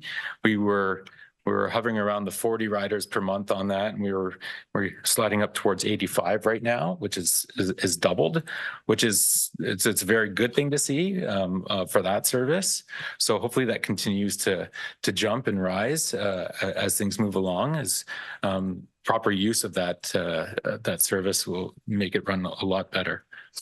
Next slide, please. So next steps, again, as I previously mentioned, we'll be updating the Accessibility Advisory Committee. We will be doing our community survey for the accessible taxi. So just polling on use and the need in the community. We're also working at filling the community transportation coordinator position, which is currently being actively recruited. And again, we're going to be working specifically with members of the Accessibility Committee to work on addressing the safety concerns that have been noted with securement and storage of mobility aids. That is at this point right now the top priority for us, to make sure that everybody's riding the bus safely and we're getting our drivers and operators running the bus the way that it's supposed to. So I think that's it. Any questions? Okay, well, thank you for that comprehensive update. Councillor Potts.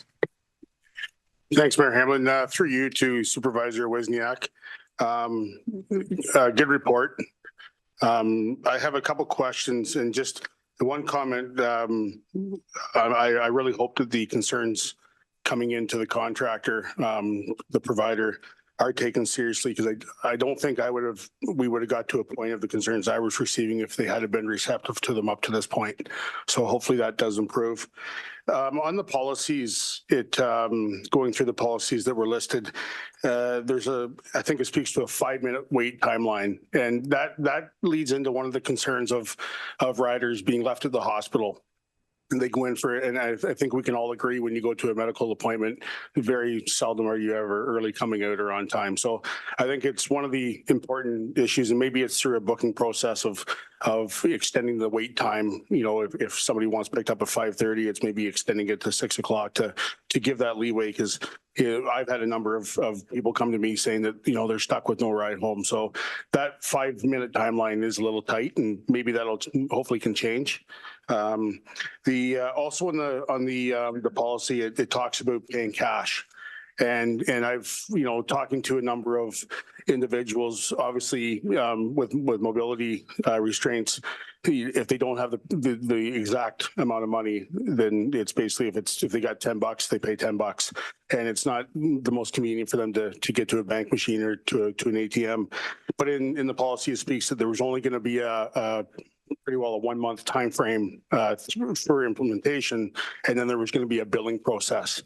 So I think are we, and just so the community knows, are they to continue paying cash now, because that would contradict the policy that's kind of out there to the public. So that's a question. I do have a couple more too, but maybe that was the mayor to Councillor Potts.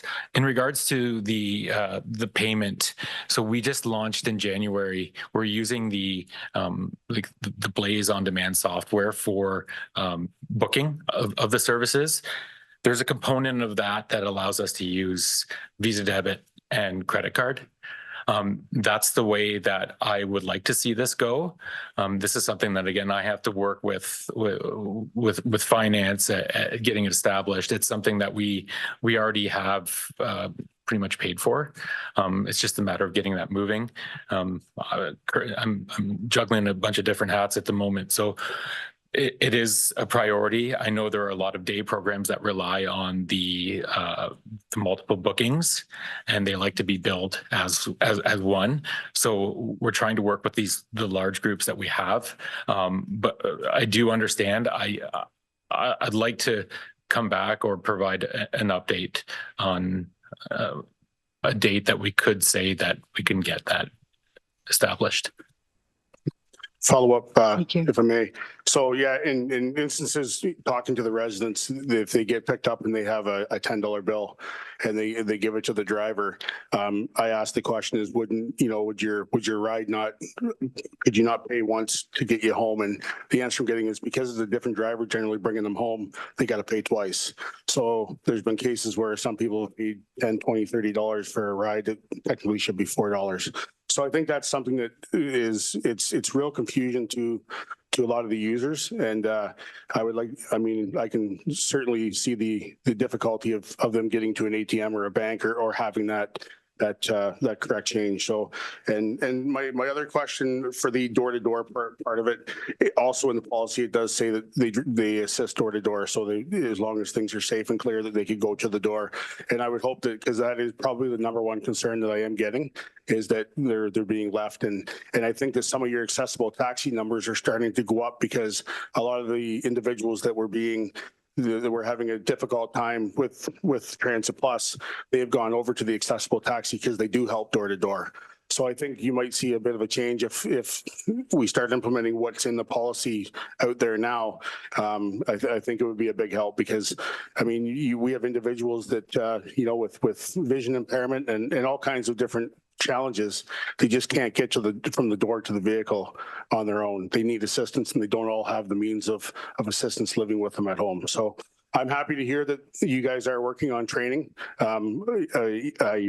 I am well aware of the challenges there, and I hope that in the very near future, even an update back to council to ensure that we are following, because safety is, I mean, it's number one.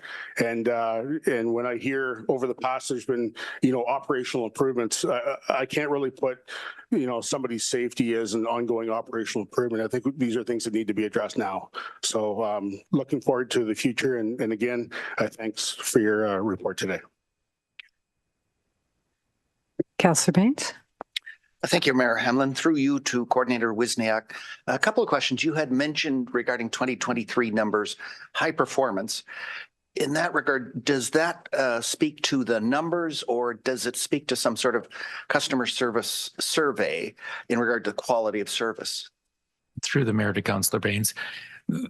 High performance is in ridership. That's how we're measuring the high performance. And the reason why I'm looking at it as high performance is because we saw such a huge drop during the pandemic. Right. A lot of different cities and municipalities have rebounded and a lot of them haven't. So I think we're kind of just above the median line of who's come back and who hasn't. Just the general delivery of services in general have changed. And, the way we get groceries, the way that people see doctors, it's all changed. And transit in general has lost a lot of those people. So right. I think everybody's kind of low altogether, but getting back. Follow up, if I may, through the Mayor. In regard to quality of service, are there any plans or consideration to do such a customer survey or satisfaction survey to the three components, i.e. ACE cabs, Caltrans, and or the landmark service as well, just to get a reading on how the customers are responding to this? Yeah, through the Mayor to Councillor Baines, that's something that we can surely think about. I know that we have committed the cab service because that is it's a really important item that's been the community's been really after. I think it's something that we could come back to at another point if we're doing our next department update, and we can give an idea of how we can do something like that. Thank you. And final question, if I might, particularly in regard to the extension or the possible extension of ACE cabs. I remember at the time when this was under discussion and we made this decision, being concerned about this because you want a willing partner. You don't want to be dragged to the altar, and it seemed to me that they were being dragged to the altar. But in regard to an extension of this, it's a concern of me, unless there's been a sea change in attitude from that provider to us. But it would seem to me that perhaps alternatives ought to be considered now or next year to this possible extension of the contract. That's just my feeling at any rate. Thank you. Okay, thank you. Councillor Doherty. Thank you, Mayor. Thank you for your report. It's as one member of this council, I'm very pleased to see that this level of concern has been expressed by staff, and that the actions that are being taken to try to address the concerns of users are being taken seriously and undertaken. And I know that, it must be very difficult to continue to improve services by inches every year because, we have, budget constraints. I have heard a number of complaints with regard to the on-demand. I think that there is a level of confusion out there about weekend versus weekday and which route. And it could probably be cleared up real quick if we were to roll out on demand in its entirety. And I'm just wondering what the schedule is for that. right now. Through Mayor Hamlin to Councillor Doherty. At this point, there's been no set schedule on how to move on demand forward fully. If I could, I would do it, but I wouldn't want to do it just to say that we're doing it. I'd want to commit fully to it. I'm managing multiple roles at the moment, and I wouldn't be able to dedicate enough time to be able to get that off and running, monitor it, and do it the way it should be. I think that's going to be one of the key initiatives for whoever fills the new coordinator position, who I will be working with to make sure that they're brought on board properly. So until we get, and I don't want to use that as an excuse, but that help will be certainly welcome. I think that would be the point at where we could look at making some decisions for the expansion of the on-demand. I think it still has a lot of really good opportunities available to utilize it for. And, we've paid for it already. It's just, we need that extra boost. And a lot of that comes with communication. The big thing with all of this transit in general is communication, getting the word out to people, telling them how they can use it, having videos, having tried transit days, having the farmers market thing, booth. All these things about how we communicate transit to the community, to the high schools, are something that we've never had the ability to do with our staffing level in this. It's something that I've always wanted to push in my time here. So I think as we get to that point, I think with a new person in here and we getting that communication aspect of things in, I think it can succeed very well. Go ahead. Follow up, if I may. I'm so glad that you talked about communication, because what I have heard with regard to, especially with on-demand, is it has to be really aggressively communicated. Every media vehicle available over and over and over again. Inserts in our tax bills, inserts in our water bills, whatever it takes to get the communication out there. It's just mandatory. But if I can also offer some encouragement, I was at a conference 2 weeks ago where staff from the City of Kitchener were praising the results of their on-demand transit rollout. They're ecstatic. It's working extremely well. They're getting really good ridership. Once it's completely implemented and properly communicated, it really does work. So I know that you can't probably wait more than anybody for that position to be filled, but I certainly share your anticipation there. Thank you. Thank you.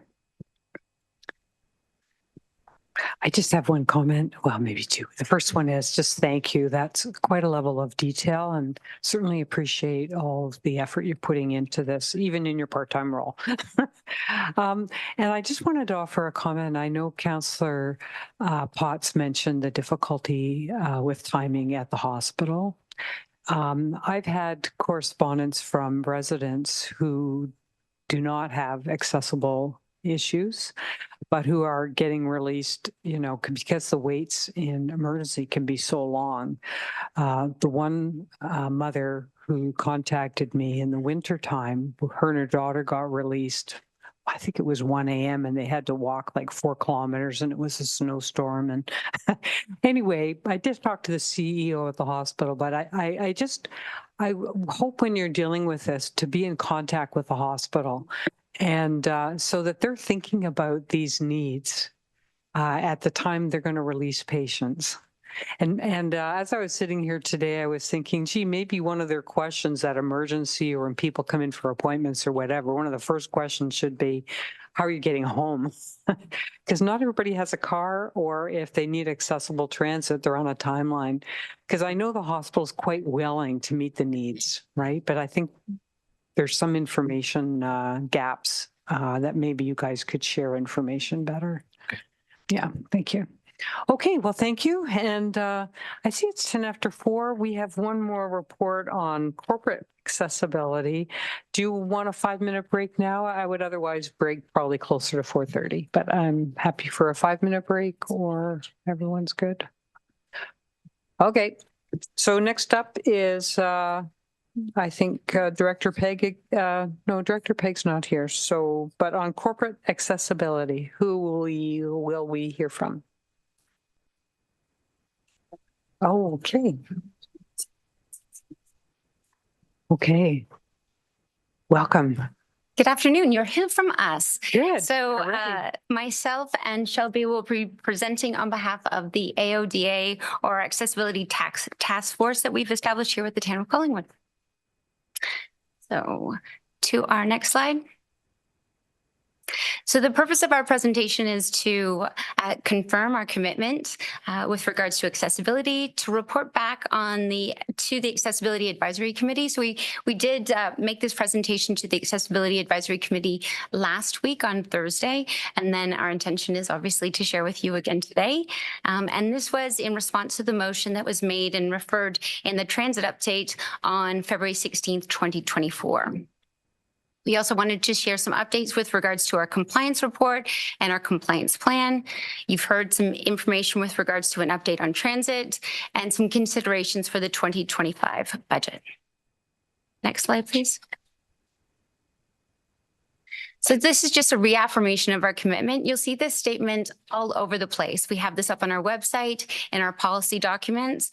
It's really important that we start with that foundation in terms of why this is important and how we embed accessibility in our policies and procedures and the ways that we work within the corporation to meet the needs of all of our community and confirm their independence, dignity, and equal opportunity. Next slide, please. Accessibility benefits us all, whether we're using an automatic power door operator with the open and close of a sensor or a push button. Universal washrooms are great for families. Ramps are great for families, for children, moving suitcases or furniture. And an accessible environment is also a safer environment that reduces accidents. People with disabilities deserve respect and equal opportunities, and accessibility strengthens our society, our economy, and our quality of life. The accessibility legislation really isn't something new in Ontario. It has actually been law for many years now. And accessibility is likely everyone is likely affected by accessibility or a disability at some point in their lives, whether it's personally or indirectly through the experience of family or friends or a coworker. Next slide. Language really is attitude. It's important to ensure that we're always acknowledging the person first. And so by doing that, we would want to say a person with a disability, putting their disability secondary. And rather than referring to or using the terminology of handicapped or disabled, the Human Rights Code actually used to refer to a person as a handicapped person. However, this language was changed from the code many years ago. Next slide. So as I mentioned previously, accessibility legislation really isn't new, and Ontario has been working for many years to create an accessible and an inclusive province where everyone can fully participate in everyday life in our communities and in our economy. Ontario is the first province and one of the first jurisdictions in the world to enact specific legislation establishing goals and timeframes around accessibility. The Accessibility for Ontarians with Disabilities Act, the AODA, is a law that sets out a process for developing and enforcing accessibility standards. And I'll get into the standards in a moment. Also, under the legislation is the Ontario Building Code. You just heard from the CBO that the Building Code is changing, but back in 2012, the Building Code actually made significant changes to incorporate accessibility and added for new construction or extensive renovations to buildings.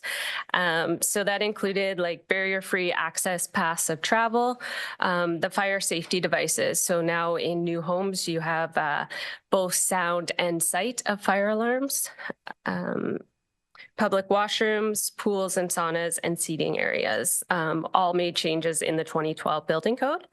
Also, the Planning Act has requirements for accessibility around the roles of a Municipal Accessibility Advisory Committee. And Section 41 of the Planning Act requires the review of site plans and drawings. Next slide. So under the AODA, there are the 5 standards, and the first one being the customer service standard. This became law in 2007 and was an original regulation under the AODA. So the customer service standard is all about removing barriers for persons with disabilities so they can access goods and services or facilities. So it requires the municipality and also private businesses to establish policies. It outlines requirements for service animals, for support persons, notice of service disruptions, and also requires training and feedback processes for accessibility. Next slide. The next standard under the AODA is the employment standard, and this covers all areas of recruitment. So on the slide, you can see there's an image from the province, and it indicates that sometimes the interview is over before it even begins. So this business, as an example, is looking to hire someone. However, there's a step at the front door. So a person in a wheelchair can't even get in to provide their resume. But the employment standard really covers all areas. It goes into performance management, career development, notice to successful applicants, and much more. Next slide.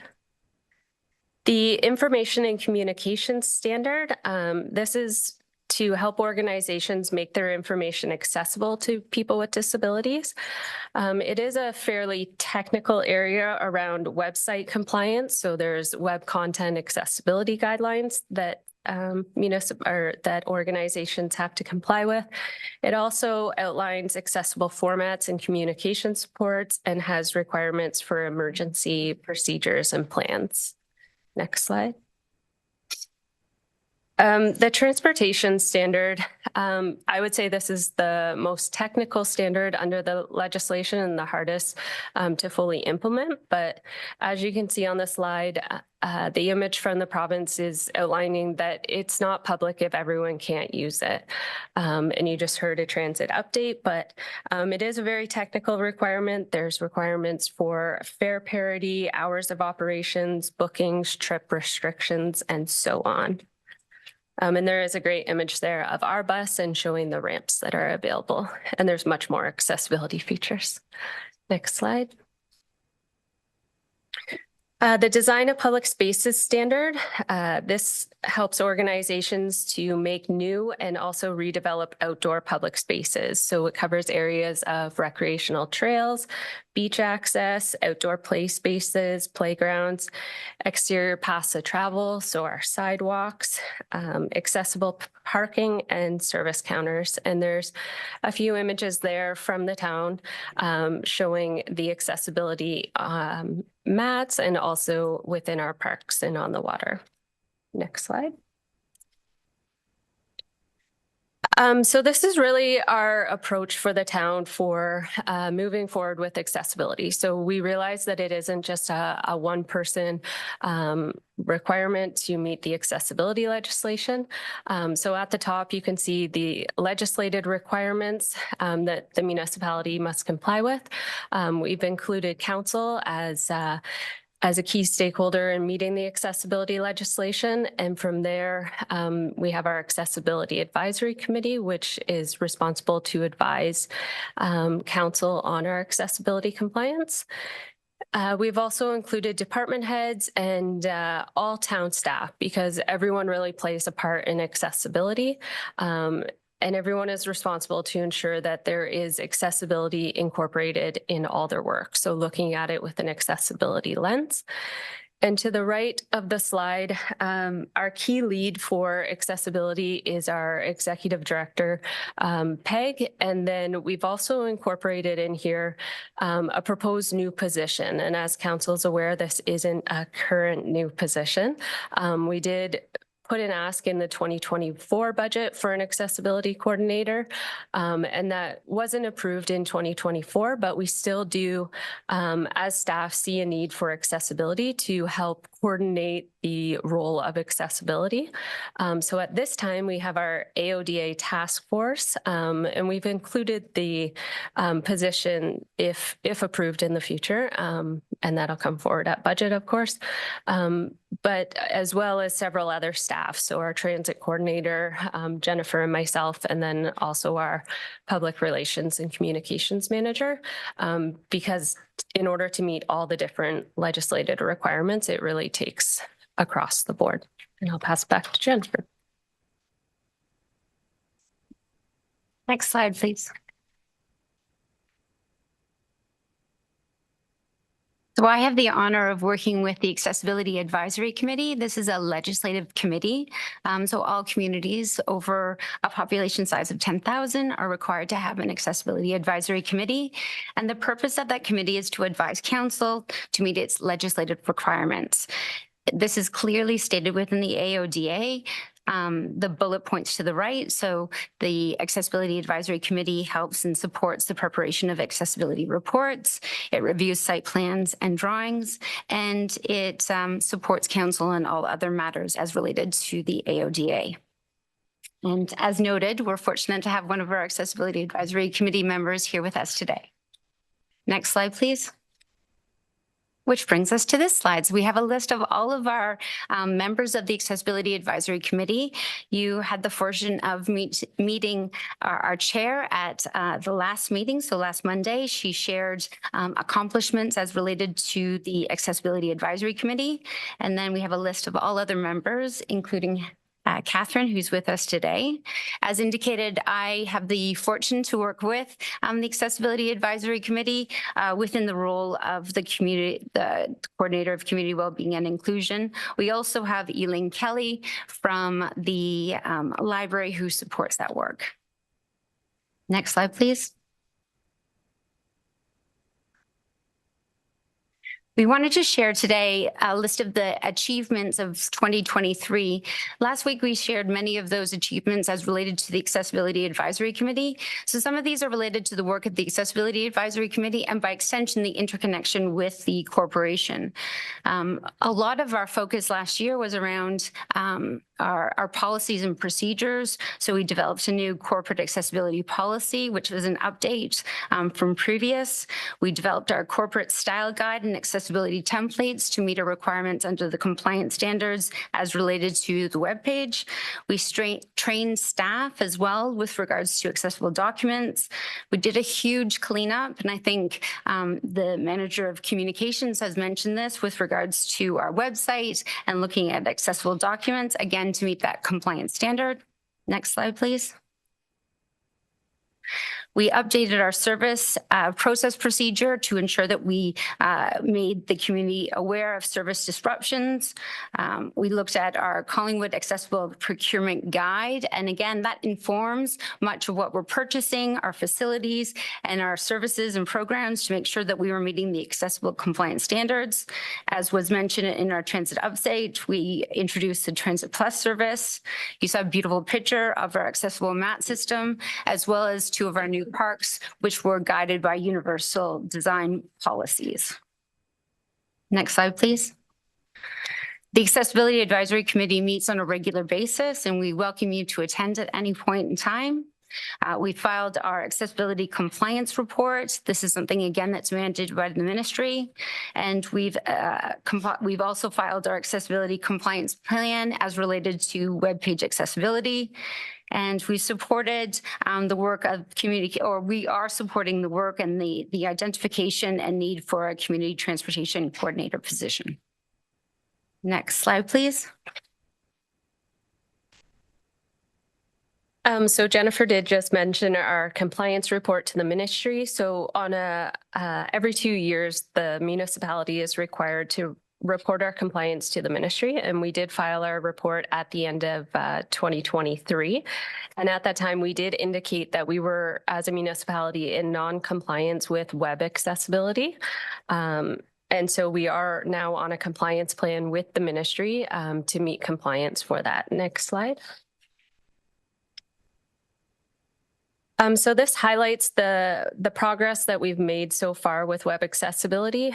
Jennifer just mentioned a bunch of them as well, but we've made great strides to bring our websites up to compliance with accessibility, including significant training for staff, getting the resources and documents available for staff so that they have an understanding of how to create accessible content, and ensure that anything that we are adding to our website or changing on the website is fully compliant for accessibility.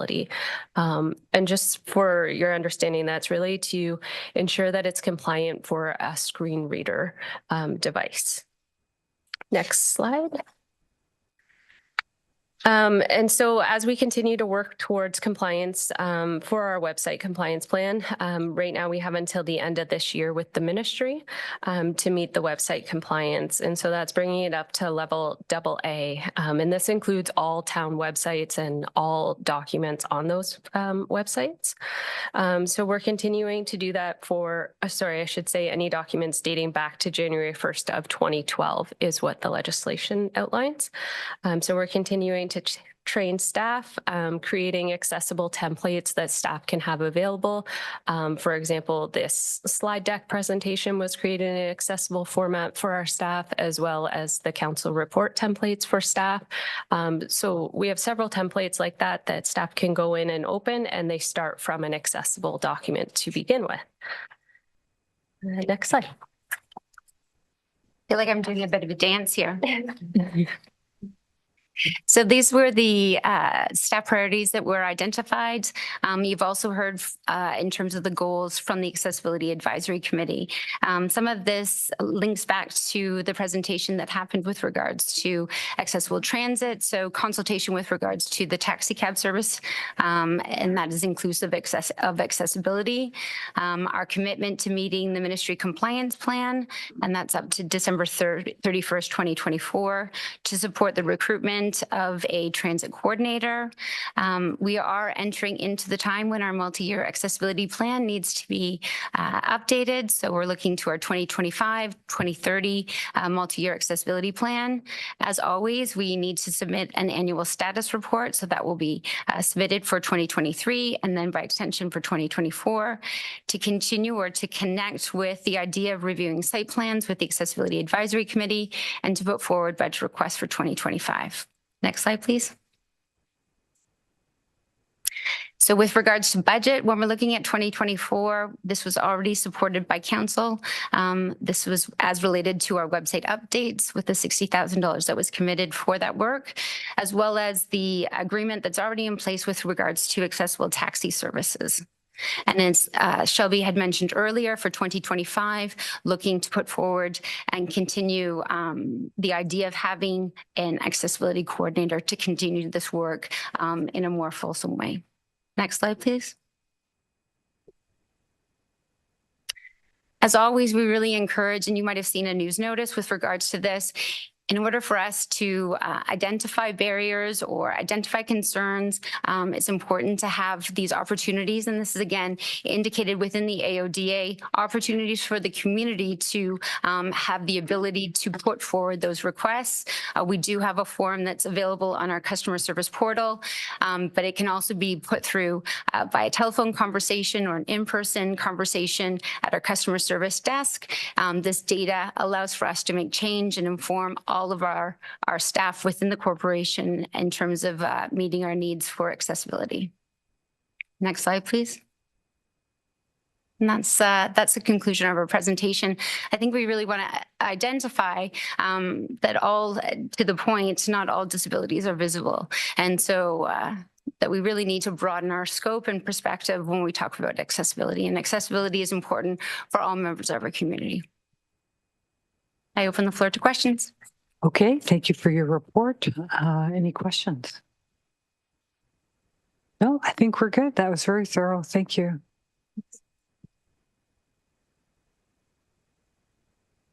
I'm just going to do one thing before we break, and that is Clerk Almus has asked if we could go back to item 7.2.2, which was our animal control and wildlife portion of the By-law Services Division review, and that we specifically approve the By-law Services review as amended. It's a little technical thing. Okay, who would like to move that? It's already moved. Okay, and it's seconded. So we just have to vote? Okay. Okay, we're unanimous. Thank you.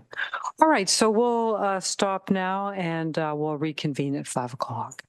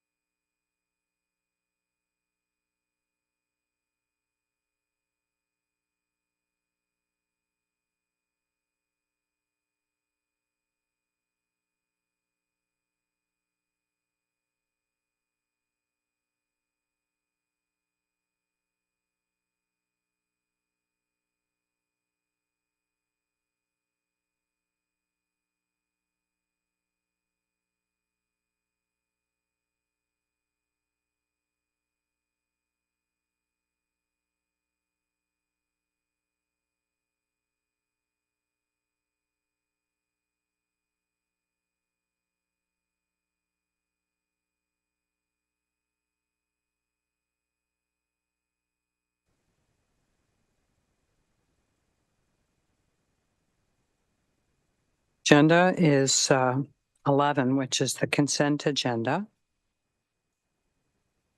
And the recommendation is that council hear and receive the general consent agenda, and further that the information and opinions provided in the general consent agenda items are those of the authors and are not verified or approved as being correct. And there's 3 matters. The first is a memo from Director Slama, and this is regarding the 2023 traffic calming summary. There's number 2, NVCA media release, apply for NVCA's 2025 tree planting grants.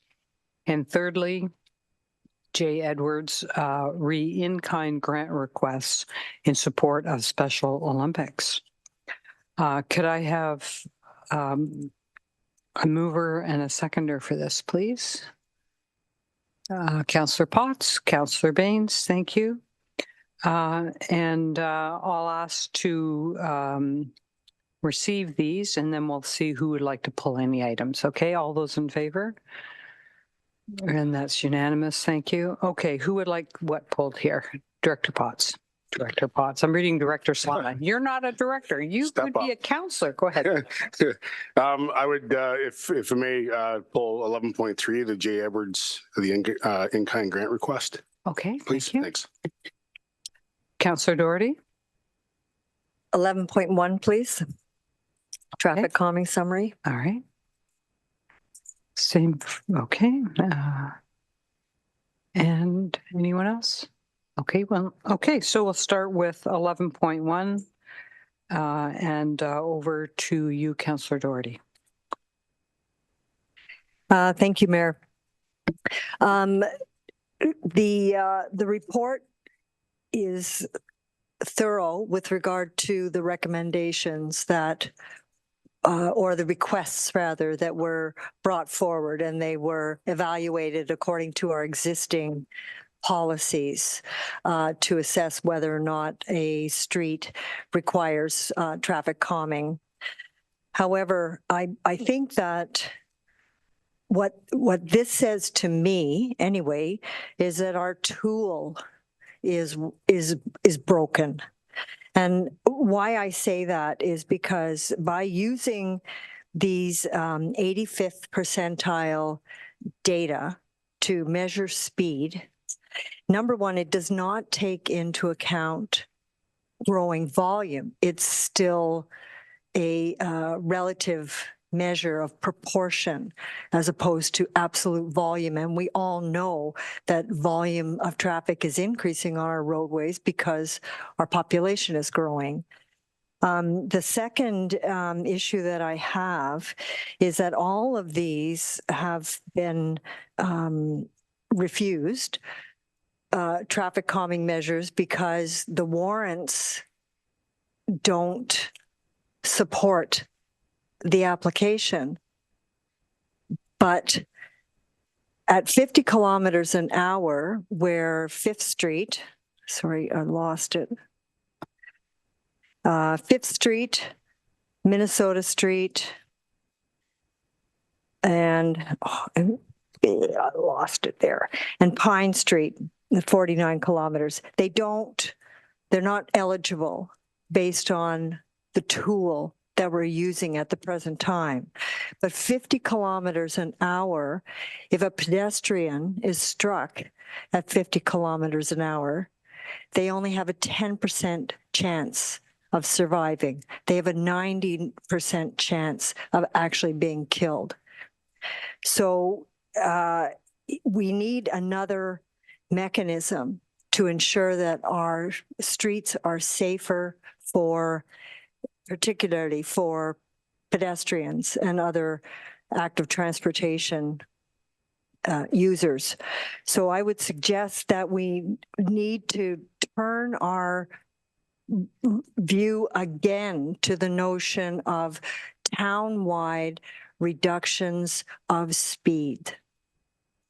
It's only through this mechanism that we can satisfy concerns of our residents for excessive speed or speed that they judge to be excessive, and to be more assured that the streets are safe and slowed down everywhere.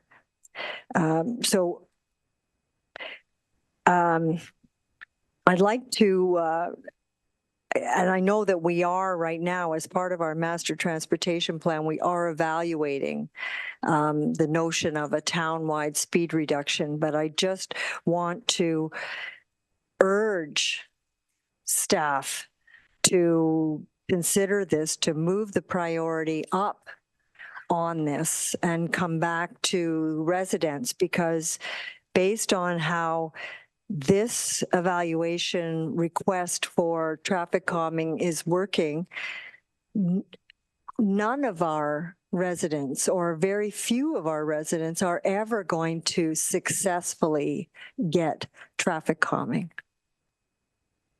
Thank you. Thank you. Councillor Jeffrey? Thank you. So one of the other streets I know that's been problematic that we brought up, and I guess it's been referred to the master plan too, is Hamilton Street. But I think people are very discouraged by this process, and I think we were kind of happy about it when we put it in place, but it's very discouraging because who's going to start applying now? Because it just seems it just doesn't go anywhere. So I think this is a process we need to take a second look at. We had the best intentions when we put it in place, but I think the results are telling us that we need to go back to the drawing board and tweak it a bit. The other thing I just wanted to speak to was the appearance of a staff memorandum under the consent agenda. And I don't think that's appropriate place for it. I would like, if council supported that we simply direct they all come under departmental updates. That's their place. I think consent agenda has typically been for the public to just send us correspondence. So going forward, that's where I would like to see it. And I don't know if I need to say anything more than that, but I saw a lot of nodding heads, so. Yeah, I think this is the first time that I've noticed a staff update here, and all staff will consider your comments, I'm sure. Okay, Councillor Perry. Well, thank you, Mayor Hamlin. I'd like to echo what Councillor Doherty and Councillor Jeffrey had to say. Hamilton is extremely bad. I walk these streets 7 to 10 kilometers every day of the week. And I'd venture to say nobody is doing 30K down here, Ontario. Not by a long shot. This doesn't fall under speed limits, but right-hand turns, I dodge cars every day on my walks. It's actually shocking, the amount of inattention people are paying to driving into the road signs. But I fully support 40K across town, as if you're doing 40, if it's posted 40, people are probably doing 50. And I know across Hamilton, I'd venture to say I've seen a few cars, and I'm only guessing. I do have a radar gun. I could take it out one day, but I'd venture to say some people are probably doing 70 across Hamilton. Like, not a problem. So anyway, that's all I have to say on that. Thank you. Councillor Baines? I would like to add my voice to those of Doherty, Jeffrey, and Perry. And I will take you up on borrowing your radar gun, because my wife is always on to me about the dragsters using our street. And I'm disappointed in the conclusion of what this report is, because empirically from the residents I speak to, it's an ongoing problem. And I think the answer is, rather necessarily than traffic calming, the concept of, which is a huge paradigm shift for all the residents, a 40K everywhere. I would point out that with the new ones just established on 3rd by Mountain View, right across from the pool, my vehicle, a 2023 Hyundai Santa Fe, misses entirely because of its width, the whole speed bump. So it's not serving its function there, if you will. So, but nevertheless, I would like to see a relook at this, because frankly, I think the common citizen of town would look at this and say, I don't care what it says. My observations are all these guys whipping around town, and it's a huge problem. So, and that becomes a huge problem for the elected representatives, I put it to you. Thank you. Okay, thank you. Maybe someone's going to have a motion on their mind for later. Okay, thank you for those comments. And then 11.3, Councillor Potts.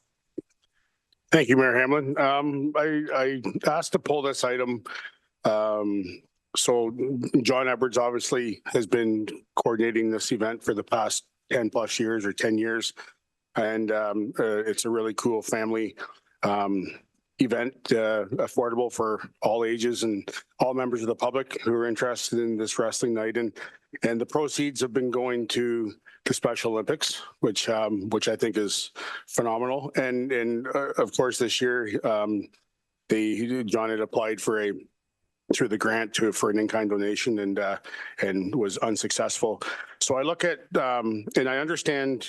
So there's two things here. So part of what I'm hearing in the community, and one thing I wanted to make clear was the council does support the Special Olympics, and we just had conversation here not too long ago about the Mayor's Golf Tournament, and it went from I believe 100% of the proceeds to 70%. So it decreased by 30%, but there still is funding going. And then, when it's known that in this case here, this event, is denied, it's not denied because we don't support it. It's denied because of potentially processes or just the number of applicants. So we do support it, or I support it. And so I wanted to bring this up. And I think there's some unclarity on the processes. And so I do have a couple questions, maybe for staff. But the one question I have, and again, I'm just looking to understand better. So we have the council grant process, and then we have the recreation grant, and the exact wording somebody can correct me on. But and I'll use in all positivity, I use the Optimist where they come and they ask for an in-kind donation for the curling club through the council grant, and you have Mr. Edwards who comes, he goes through the Parks and Rec grant for basically the same ask, and is denied. So I know there's probably opportunity to clear up, and down the road with some policy stuff, but it's really hard to kind of see that. Like I look at that going, it's kind of one gets denied, one gets approved, two different things. It'd be nice to kind of channel that in as one process. But I truly think that in this case here, like it's because it's an in-kind donation, I would support, and I will be putting a motion on the table later. There's no cash ask here. It's just, and again, it's in-kind. Yes, there are costs, but being in-kind. I do have questions for staff. And when an applicant, so through the process, is there an interview process that to potentially receive additional information for somebody? So if they're applying for something, and maybe instead of just getting a denial, is there an interview process? And then the back end of that would be, if an applicant is denied or not successful, would there be a way to do a formal appeal process and not to have to come to council through the consent agenda like this time? So kind of those two questions would be helpful if I could get an answer on those. Thanks. Treasurer Quinlan, go ahead. Thank you, Mayor Hamlin, and through you to Councillor Potts. And I'll lean on our Acting Director of Recreation and Parks as well, Karen Cubitt, while we answer these questions. So I'll first off start by saying there are two separate programs. This is the first year that we have an actual application process for the council community grants. So the first grant application policy or procedure is called the Community Recreation and Community Grant Program.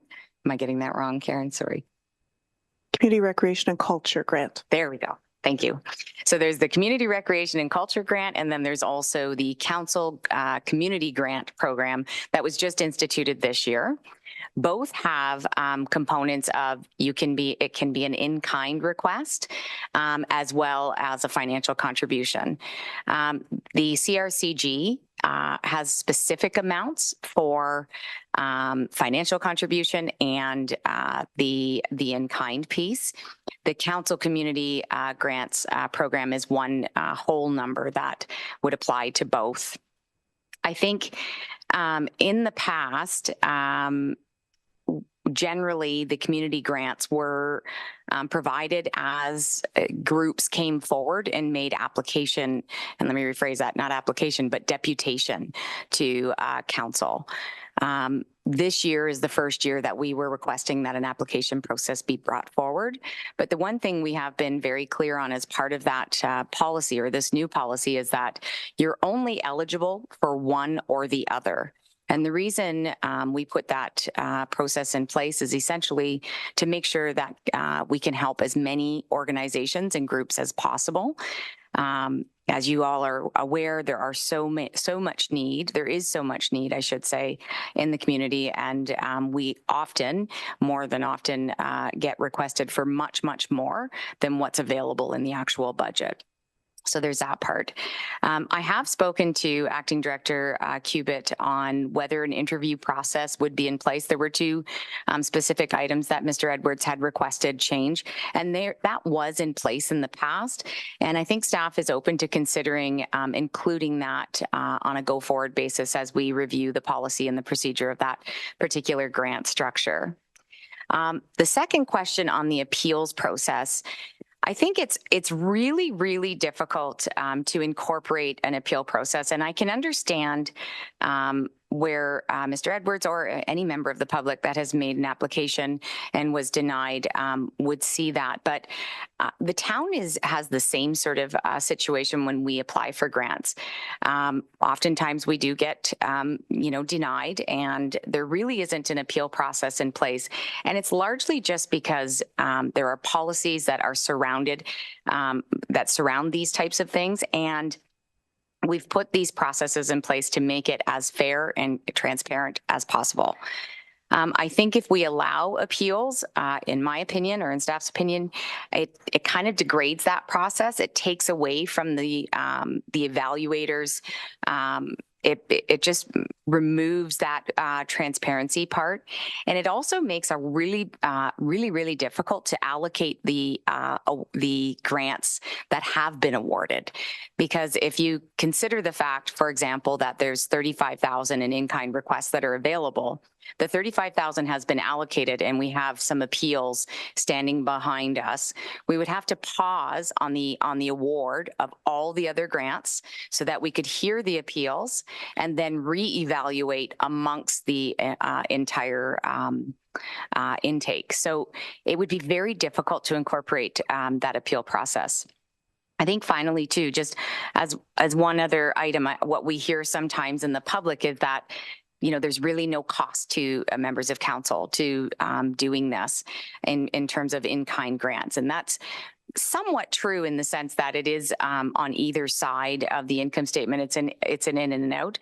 But the fact that we include this amount in our budget does impact our taxpayers.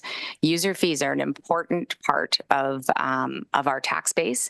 And certainly we couldn't forego all user fees, or there would be a serious impact in the millions, essentially, if we subsidized every recreation facility. So I think I'll just share that if there's any other questions. Go ahead. Just to follow up, thanks, Mayor Hamlin.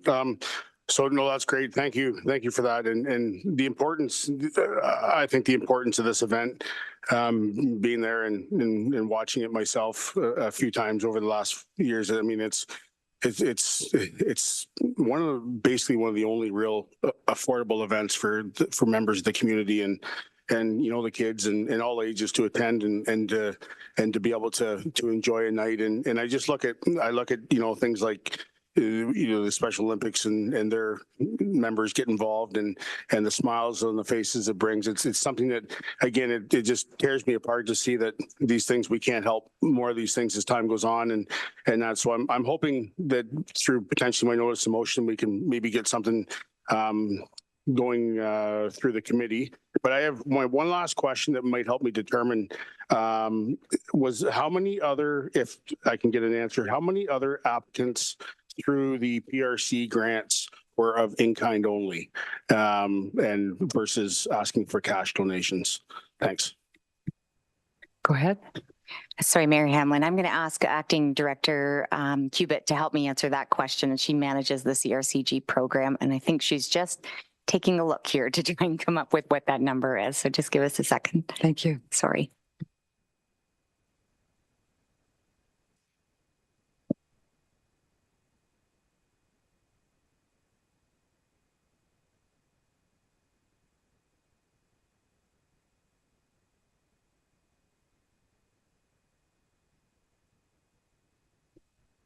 The report on this is actually due to come to council May 6th. So we're jumping the gun a little bit. This year we had 14 in-kind applications and we were able to award 11 and a half essentially. We had 19 applications, 14 applications for the $5,000 cash grant, of which we were able to award to 8. And we had 12 applications for the $1,500 cash grant, and we were able to award the full 12. Just for you, Mayor Hamlin. So there was, so how many in total were in kind, of just in kind only? We had 14 in kind. I can't tell you some of those. I'd have to dig a little bit deeper. Some of those were both cash and in kind requests, which is eligible. Some were just in kind. Just to follow up, no, thank you very much for that. So I will be putting a notice of motion forward at the committee. Thanks. Thank you. Councillor Baines? Thank you, Mayor Hamlin. Through you to the treasurer. As I understand it, as we transition to the council discretionary fund, remind me of the dates here, that regardless of Mr. Edwards' application for this year, June of 24, for June of 25, if he was to come again next year, it would go in, did we discuss December 1st to January the 5th or some dates like that with a decision in April? The more time they have, either yes or no, the better. So I'm just trying to remind me, if you will, the new schedule for the timing for a 25 application. If I may, Mayor Hamlin, yes. So the next application intake period for 2025 will open on December 1st. And close sometime by the end of January, early February. We will align the two grant programs. Of course, this year that wasn't possible because we just passed the new application policy. So the takeaway for Mr. Edwards is, regardless of this particular request to council, be aware for next year about the 25 application. Thank you. Any other questions? I have maybe a couple. So one, I understand that an applicant can only qualify for one grant. Can they apply for both, Director Quinlan? Not Director, Treasurer Quinlan. Thank you. If I may, Your Worship, no, you are not eligible to apply for both. You can only apply for one or the other. The policy says if you can reasonably apply under the CRCG program, then that is the route you should take. However, if the applicant was looking for something greater than, for example, the top financial contribution under the CRCG program is $5,000. If somebody was looking for something greater, then they would have to apply for the community council grant, but they may not apply for both. Okay, thank you. What I'm finding the most problematic about the request that we have before us is that because of the timing of the grants, it's left Mr. Edwards and his group with basically they had 8 weeks notice of not being able to proceed with their event, which is an impossible time frame. And as I read his submission, after they, applied to get the, book the arena and applied for their special event permit. So I don't know, I have some sympathy for this. I don't have sympathy for generally appeals of this process because, I just don't see that working in the long term if everyone who's turned down comes to council for an appeal. But I am sympathetic because of the timing issues this year. So I'll look forward to Councillor Potts' motion. Okay. There's nothing for a county report today.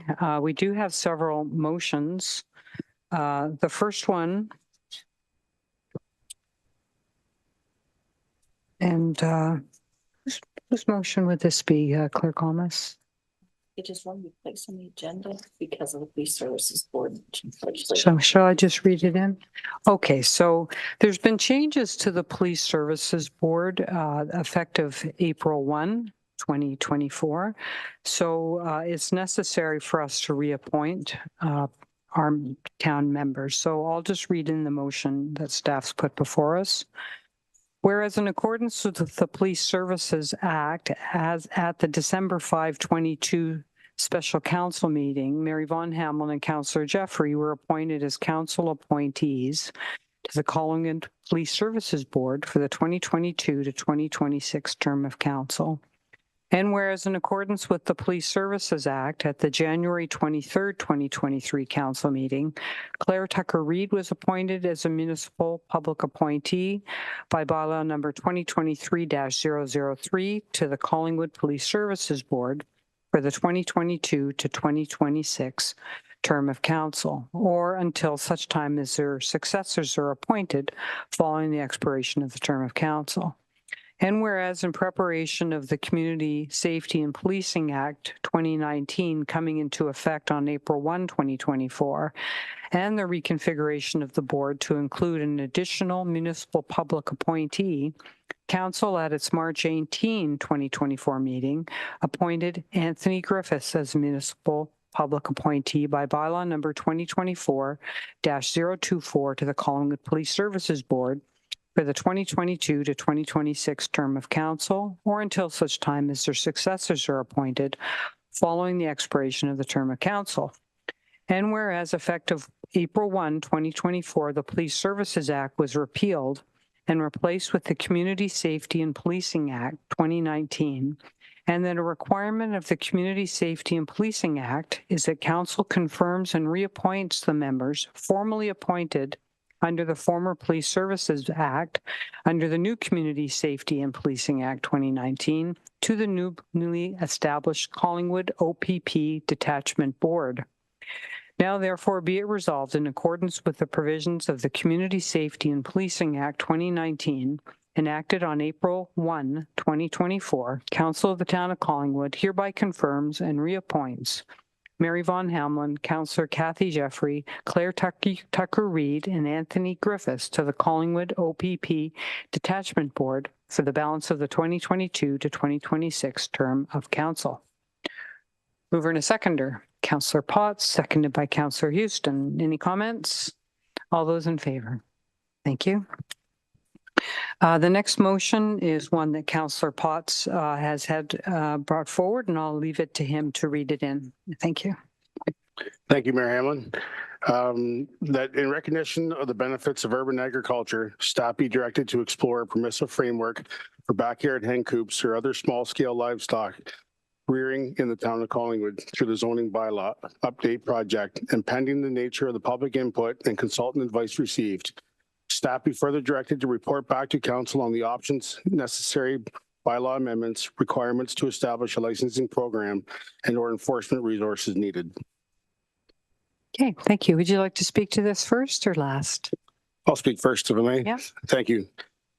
So I brought this to the table and with the motion, going back as far as during campaign time, I recognized a lot of doors that there was a need, or a lot of residents were kind of in hopes that this might be something that would come forward, and obviously in today's economy with food sustainability and the challenges that a lot of families are facing out there with the cost of groceries and just anything in general.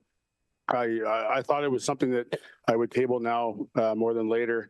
And obviously there was a large number of the public that approached me since then. And I've received quite a few hundred emails in support. And there has been a few that were not so much in support, but just more of looking to provide more education on the cons versus the pros. So I look at this here is in today's world, I like to consider it back to the basics.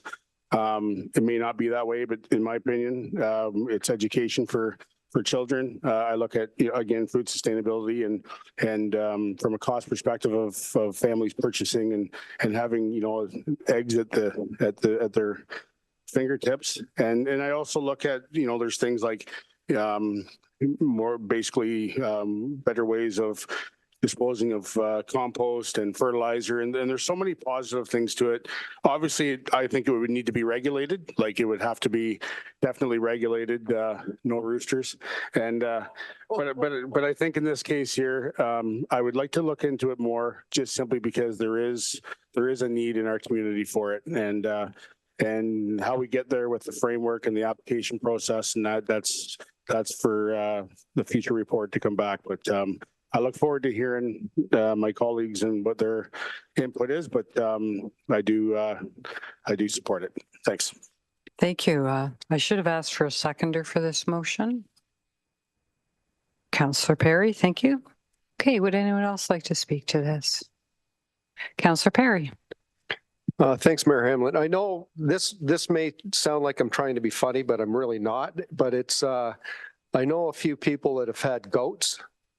And I'm not saying I want to see goats running around town, but seeing that it's Earth Week, they're a lot more environmentally friendly than for cutting your lawn than lawnmowers. And they actually do a good job. So, and they fertilize too. So thank you. Okay, well, there's a vote in favor. Any other comments? Councillor Jeffrey. Thank you. So I think for some of us on a previous council are pleased to see this coming back, because we tried our level best some time ago, and I'm not sure about expanding to goats, but I do know that bees are a particular interest to a lot of people. And so I think if this is just asking for staff to find if there's a permissive framework that we can use within our policies to encourage it, or give the people the option anyway, at least, then I'm in favor of pursuing that. So thank you. Okay, thank you. Any other comments? I'll just say I'm going to vote in favor of this, but I have to say what has caught my eye, that the staff work in terms of drafting and so on will be pending the nature of the public input and consultant advice received. Because if we're going to bring this forward, we have to make sure it would be successful and that it is something our community wants. So, okay then, all those in favor? Okay, that's unanimous. Thank you. Councillor Doherty, you're up next. Thank you, Mayor. With regard to the motion, province to pause the advancement of Highway 413, I will withdraw that motion to bring it forward at the next meeting of council. Okay. And then you're up for the next one as well. Thank you. Thank you. And the next motion is regarding the development of a municipal equipment operator course. And the recommendation is that council support the town of Puslinch and the municipality of Powassan in their resolutions to support the work of the Association of Ontario Road Supervisors to develop a municipal equipment operator course to address the issue of a lack of provincial-wide course that properly trains potential municipal public works employees, specifically relating to municipal heavy equipment, and their call to the province of Ontario's Ministry of Labour, Training and Immigration and Skills Trades to fully fund the municipal equipment operator course in 2024 through the Skills Development Fund. And that a copy of this resolution be sent to the Minister of Labour, Training, Immigration and Skilled Trades, the Association of Ontario Road Supervisor, MPP Bryan Saunderson, and Association of Municipalities of Ontario. Okay, could I have a seconder for this? Councillor Ring, would you like to speak first or last? I can speak first, Mayor. Yeah.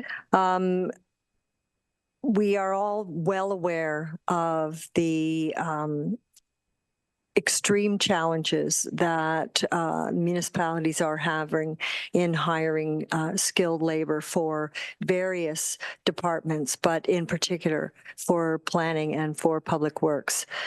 And so a program like this would have the benefit of allowing municipalities to more easily advance some internal employees who may be interested in such positions but do not have the skills, and also to develop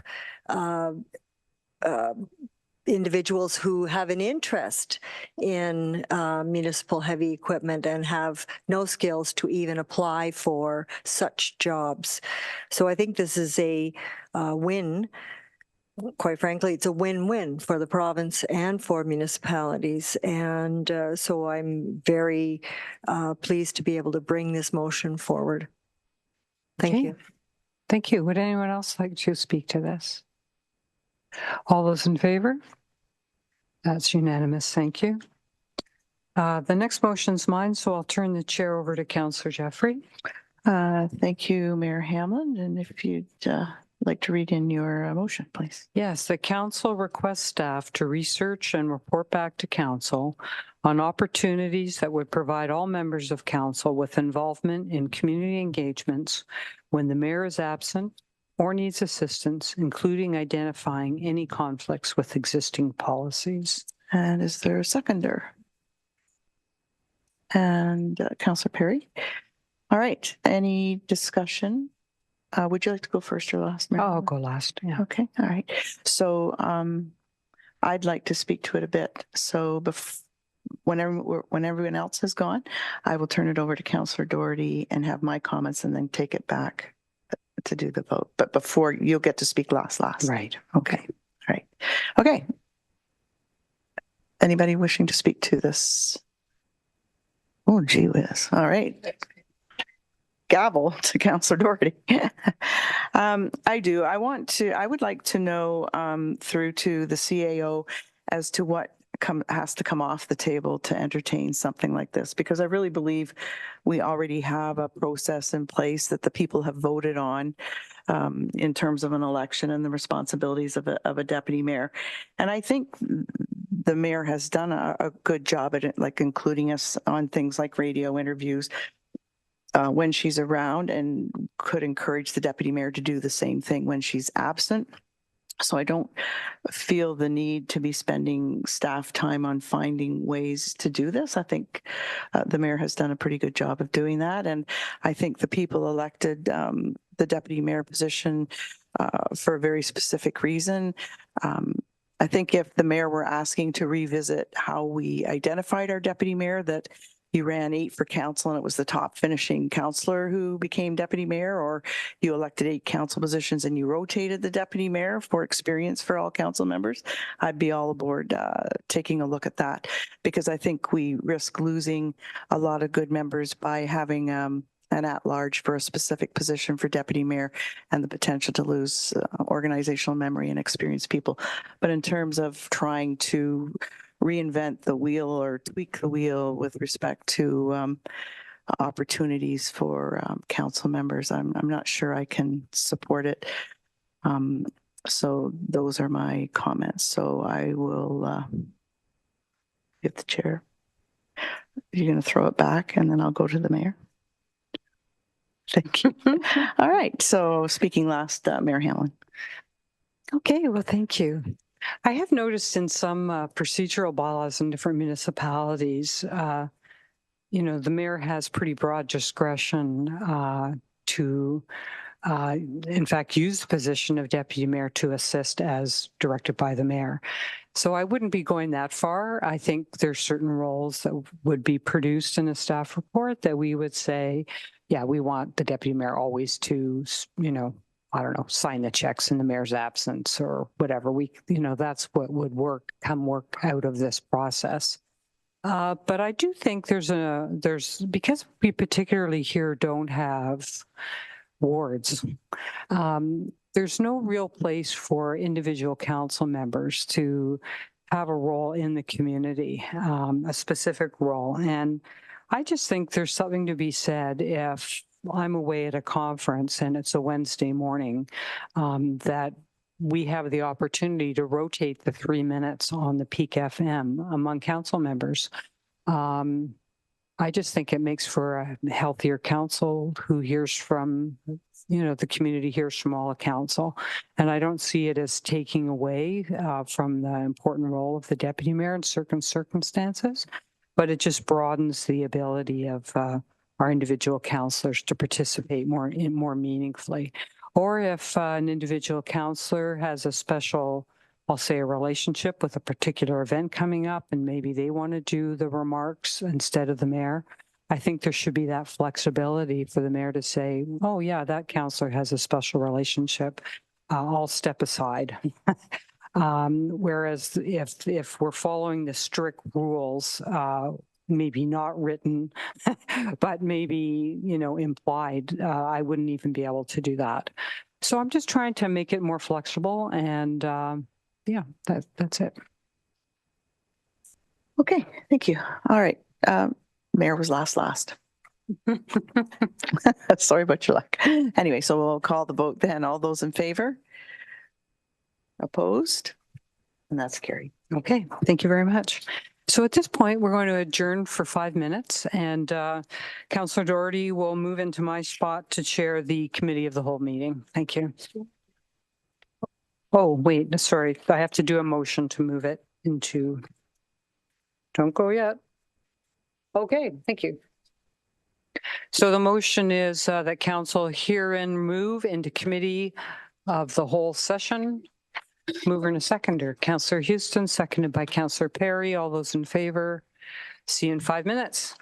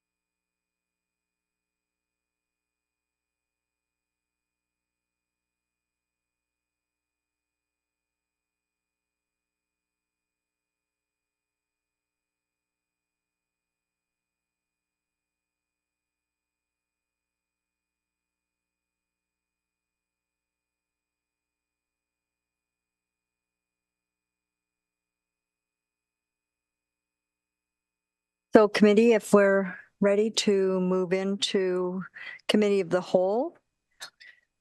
Our first item is a staff report, a year-end draft financial report. And I will turn it over to Treasurer Quinlan.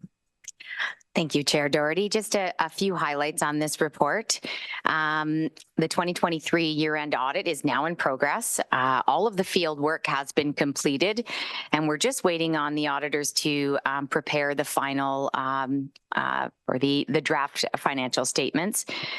We expect those to be available or to be presented to Council in June, hopefully the first meeting in June.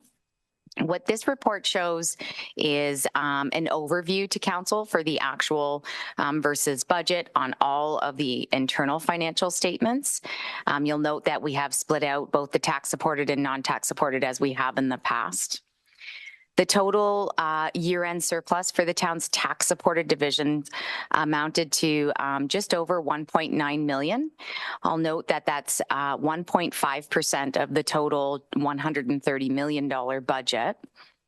I'll also note that back in November, we had projected the surplus to be at about 1.4 million.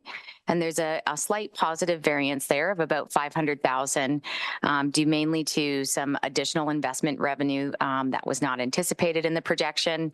So additional PRC rental revenue as well when it comes to the recreation facilities. And that's partly offset by lower contracted services expenses, as well as lower capital funding in comparison to what the projection included. The surplus was allocated, so the total 1.9 million was allocated based on the surplus management policy.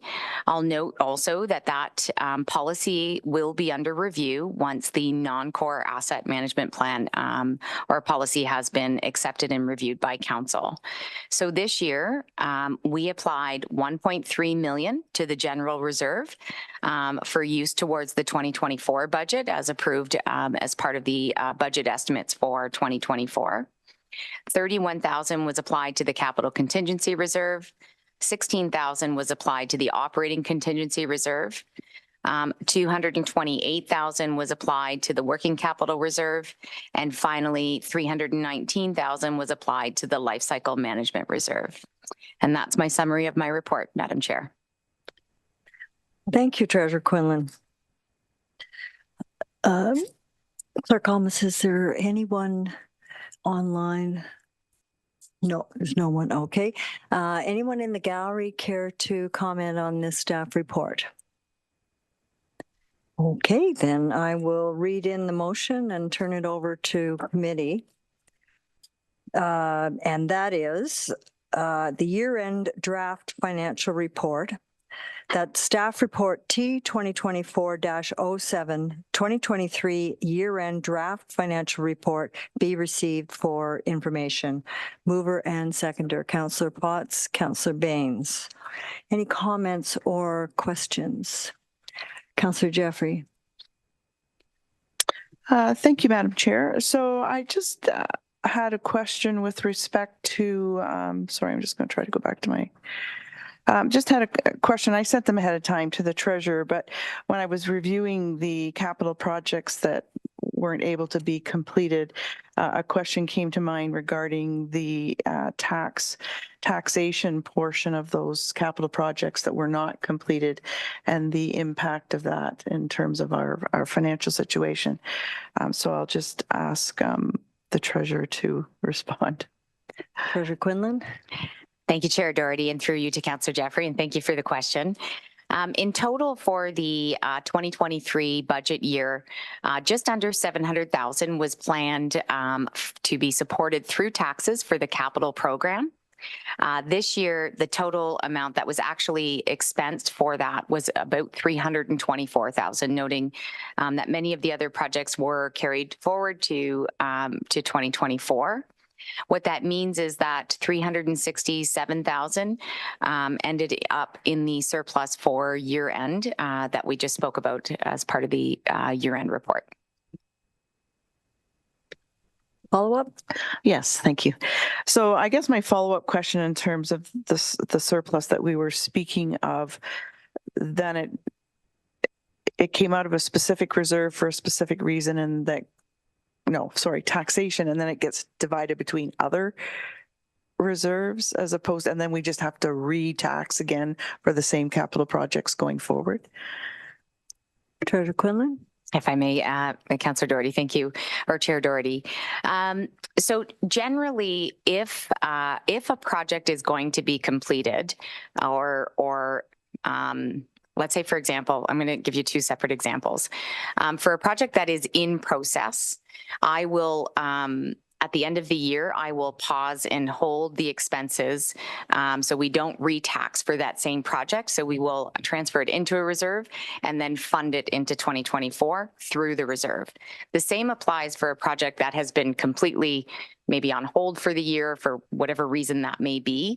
We will in 2020, so I'm going to use 2023's amount. If we took 367,000 into the reserve for 2024, I would then fund those projects through the reserves in the following year so that we're not double taxing on the same project. Does that make sense? Yes. Thank you. And then I guess my other question in terms of delegated authorities is if those tax amounts weren't spent on an exemplar project, and I know you told me it didn't happen this year, but you're sure it probably did happen in other years, that under delegated authority, some of those monies not spent on uncompleted projects were spent elsewhere under a delegated authority. Would they have been reported to council? Through you. If I may, Chair Doherty. Yes, so as part of the quarterly reporting where we have transferred funds from, say, for example, and we don't physically transfer, we offset from a particular area, we would report that as part of our quarterly reports. Okay. Thank you. That was very helpful. Thank you. Any other member of committee care to comment? Okay, seeing no questions or comments, then I'll call the vote. All in favor? And that carries unanimously. Okay, item 14.2.2, T 2024-08 2023 debt report. And once again, I will turn that over to Treasurer Quinlan. It's like budget time. You're going to get sick of hearing from me, but there's only one more report after this. Thank you, Chair Doherty. So the debt report is a document. It's an annual document that we provide, and it essentially gives members of council an overview of what the outstanding debentures and loans are. The balance at the end of 2023 was 15 million, and that's a reduction of about 3 million from the year previous. Essentially, this amount continues to go down as we work through the year, through the years, and you can see that in the chart that's presented in the report. The town generally has two types of debt: internal debt, where we're borrowing from one fund to the other, or in certain cases where internal loans have been provided to non-tax supported divisions. And external debt, which would be the normal sort of debentures that are looked at from IO or banking institutions.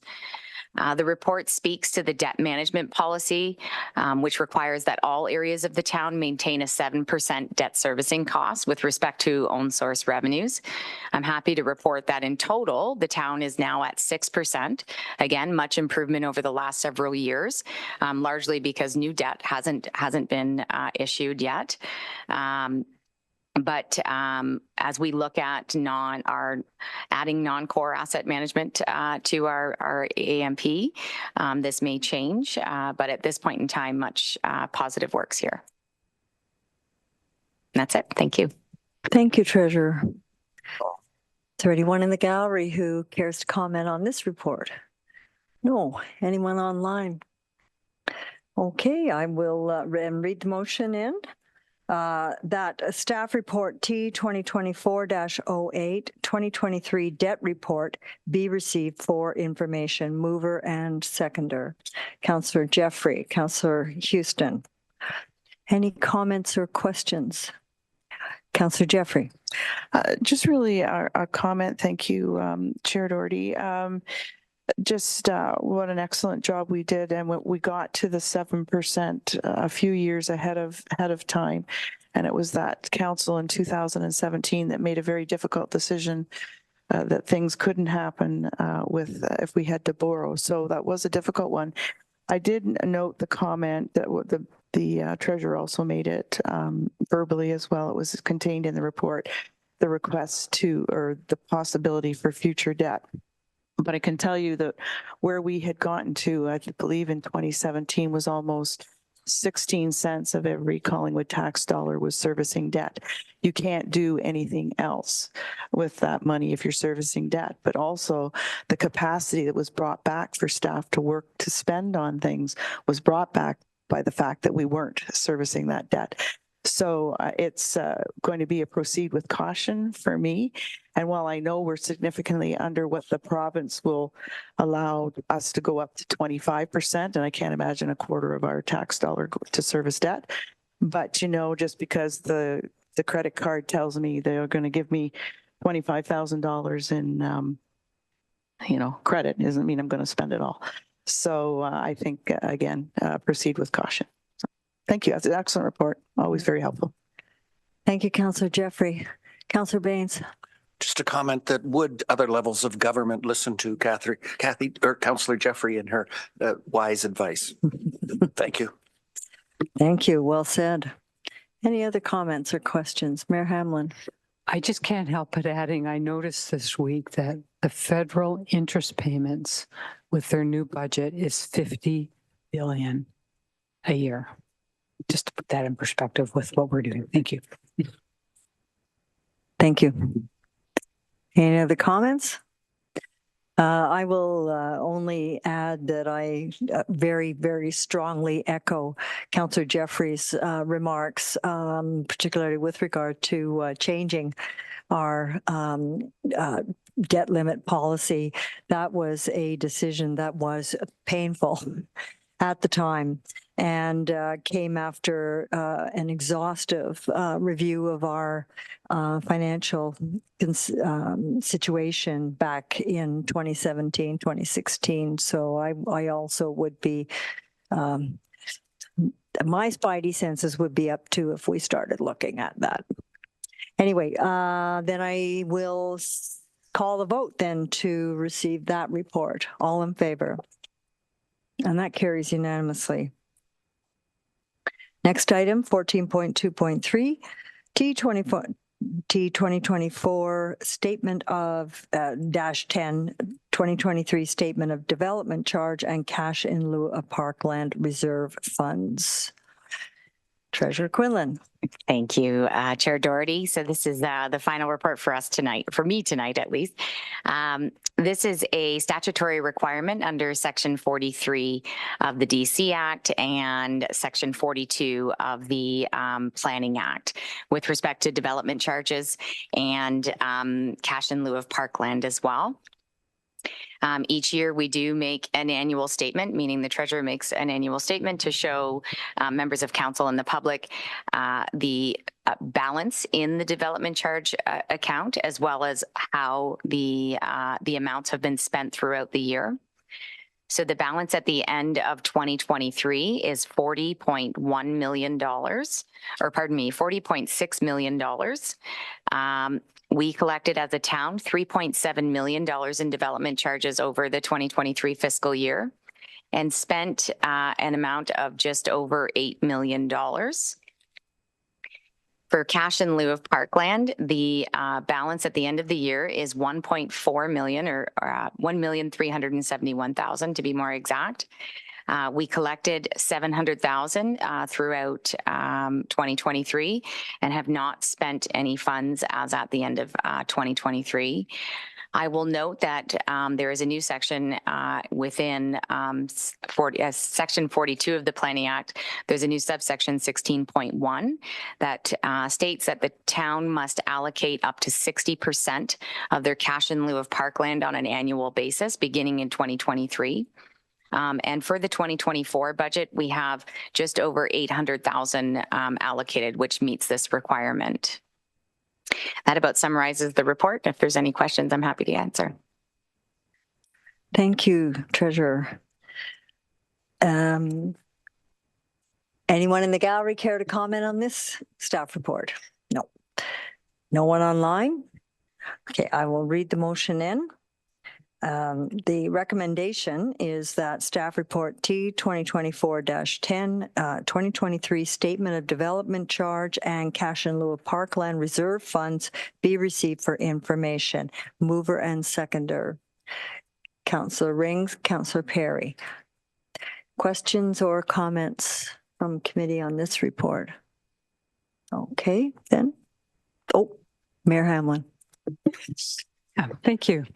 Development charges are, of course, the funds the town collects when building permits are issued from the developer to pay for growth. And as the treasurer noted on her chart, the balance at the end of 23 in our reserve funds was 40.6 million. At the bottom of that chart, it notes that for 2024, almost 24 million of that 40.5 has been committed.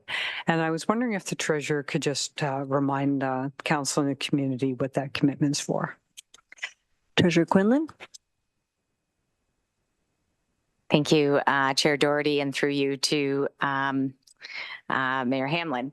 The budgeted amount of the 22 million includes the water treatment plant, many road projects, including Mountain Road widening. You're testing my memory here, so I can go back through a few more here.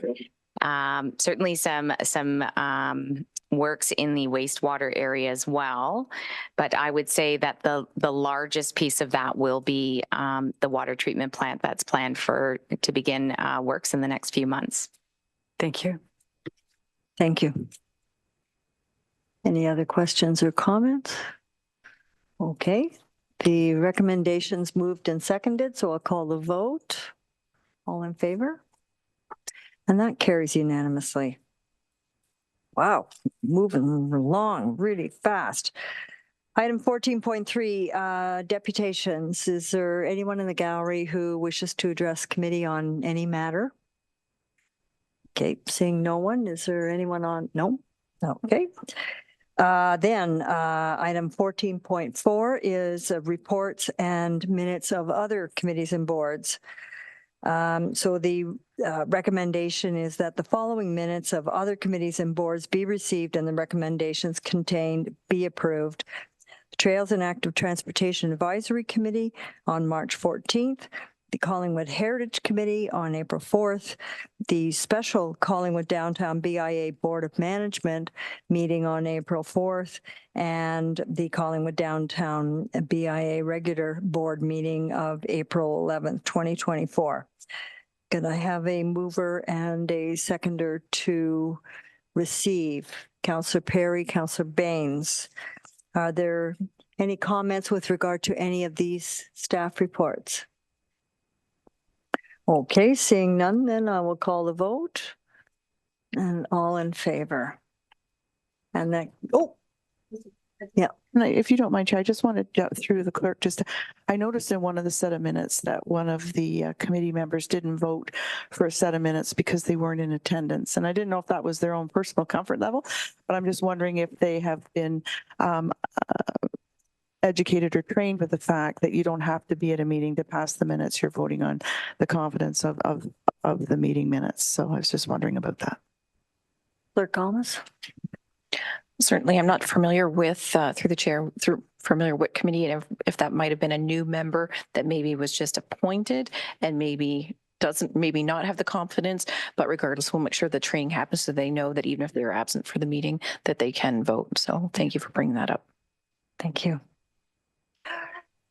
Okay, then I will call a vote. All in favor? Oh, actually, we already voted on it, but that's okay. We double voted. Okay. 14.5, any old or deferred business? 14.6, new business.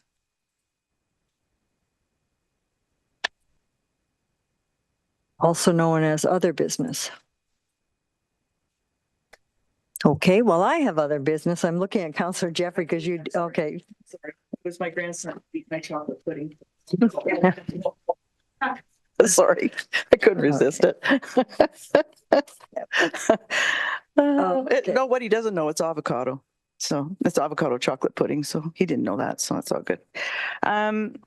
So a couple of things. The first one was actually a resident sent this to me that they read in actually simcoe.com. And we are always talking about something for our teens and how they want something to do. And this example came from Innisfil, and they did a partnership between the Ideal Lab and the library, the YMCA, and they launched teen nights.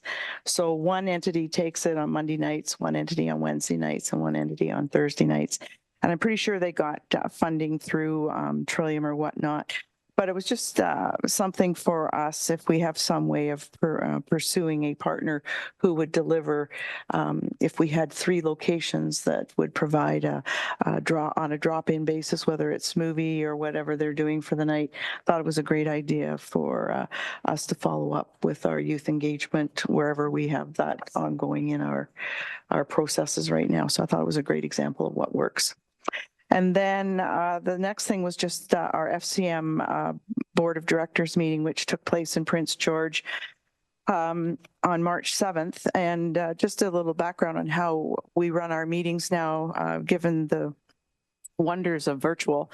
We actually, our meetings run from Tuesday, well, from the 2 weeks ahead, and 1 week is all virtual meetings.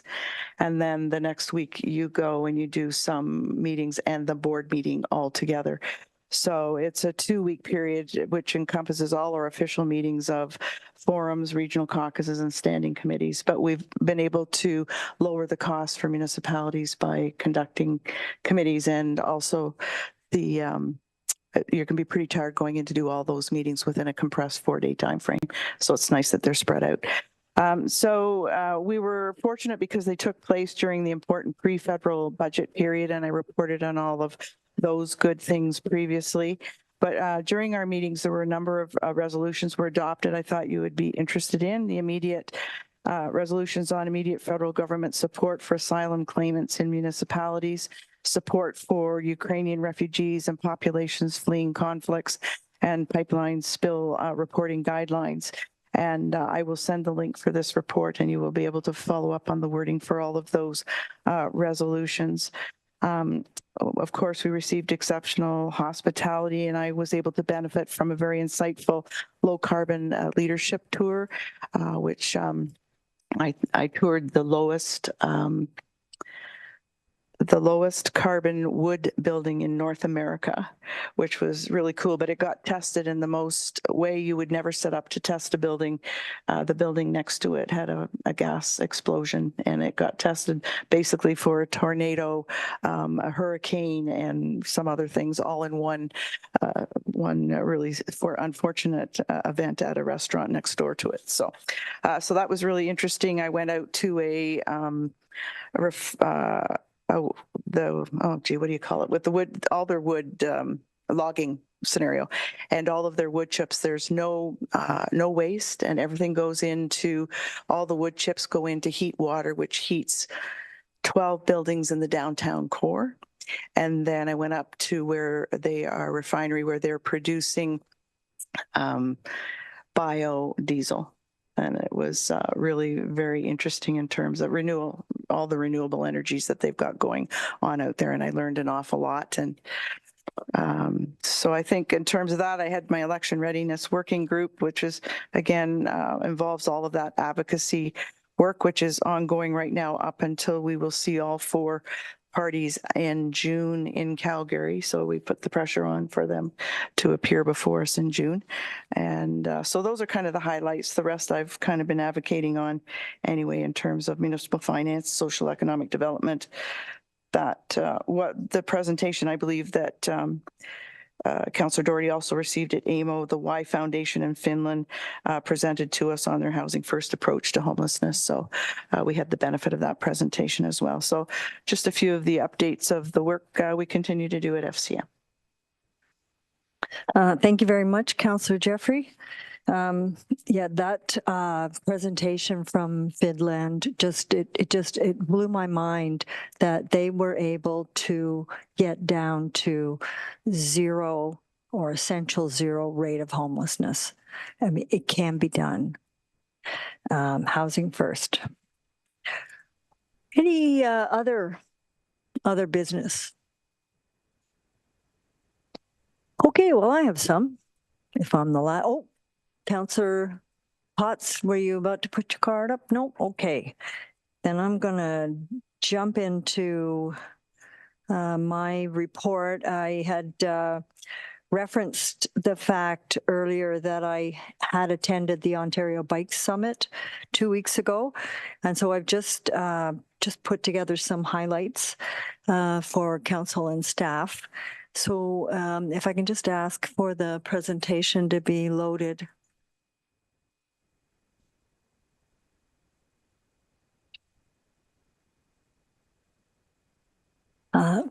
Thank you very much. So I attended this conference with Vice Chair of the Trails and Active Transportation Committee, Dallas McCoss. And I've given this particular report a subtitle of "If You Build It, They Will Come."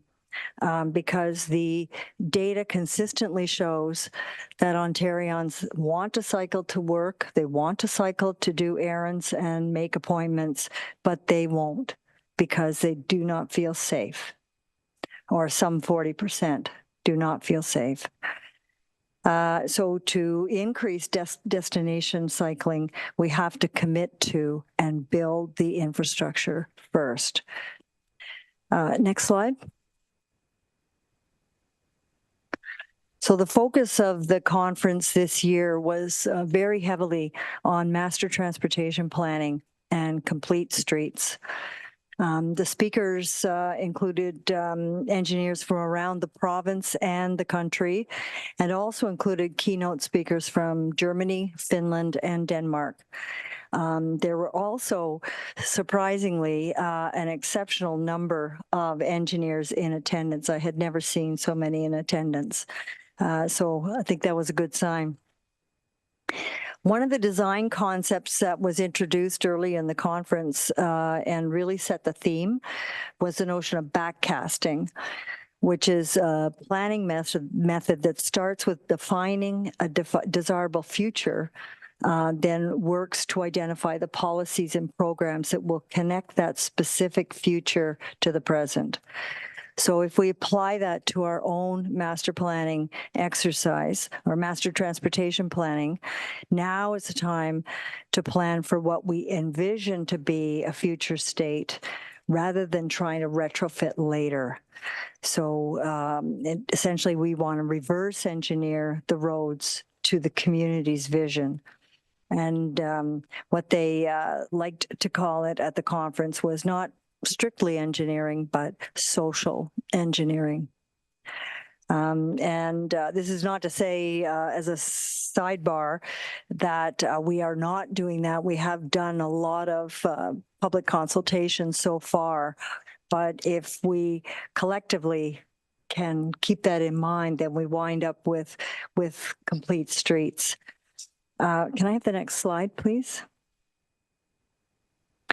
The complete streets create safe streets because they accommodate all traffic without preference for any one mode, and usually by reducing motor vehicle speeds. If complete streets are the priority, it's possible to create them not only by redesign, but also by rebuild and retrofitting the existing right-of-way using a road diet, which is an expression that we heard a lot about. And then the observation made that it was actually more cost efficient to build complete streets within existing corridors than to widen roads to accommodate more cars.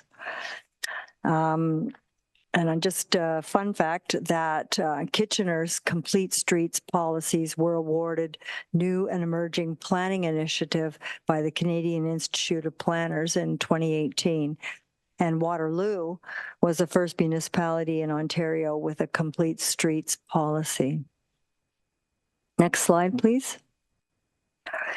The charts here compare traditional street design, which provides the best level of service to cars, with level of service during peak hours being the highest priority, leaving in the traditional way of planning cycling and pedestrian levels of service at fail or almost fail.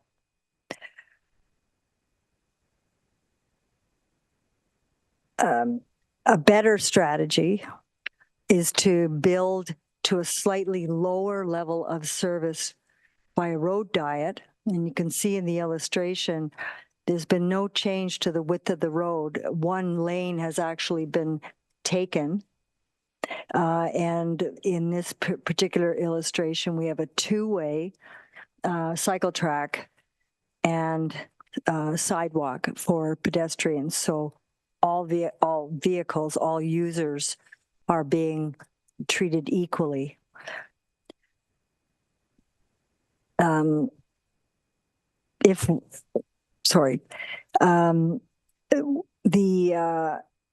of the engineers actually was the keynote speaker from Germany, made the observation, and it really stuck with me, that capacity is determined by intersections, not by the number of lanes.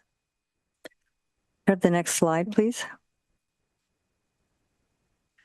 All of the engineers and planners emphasize the importance of data to support design recommendations. Data collection is key, from public surveys, from pre and post installations, speeds, level of service, and a myriad of other data types as required. This particular chart here, again, presented by our keynote speaker, shows the increase in the use of the roads by cyclists as the infrastructure for cycling and active transportation was increased.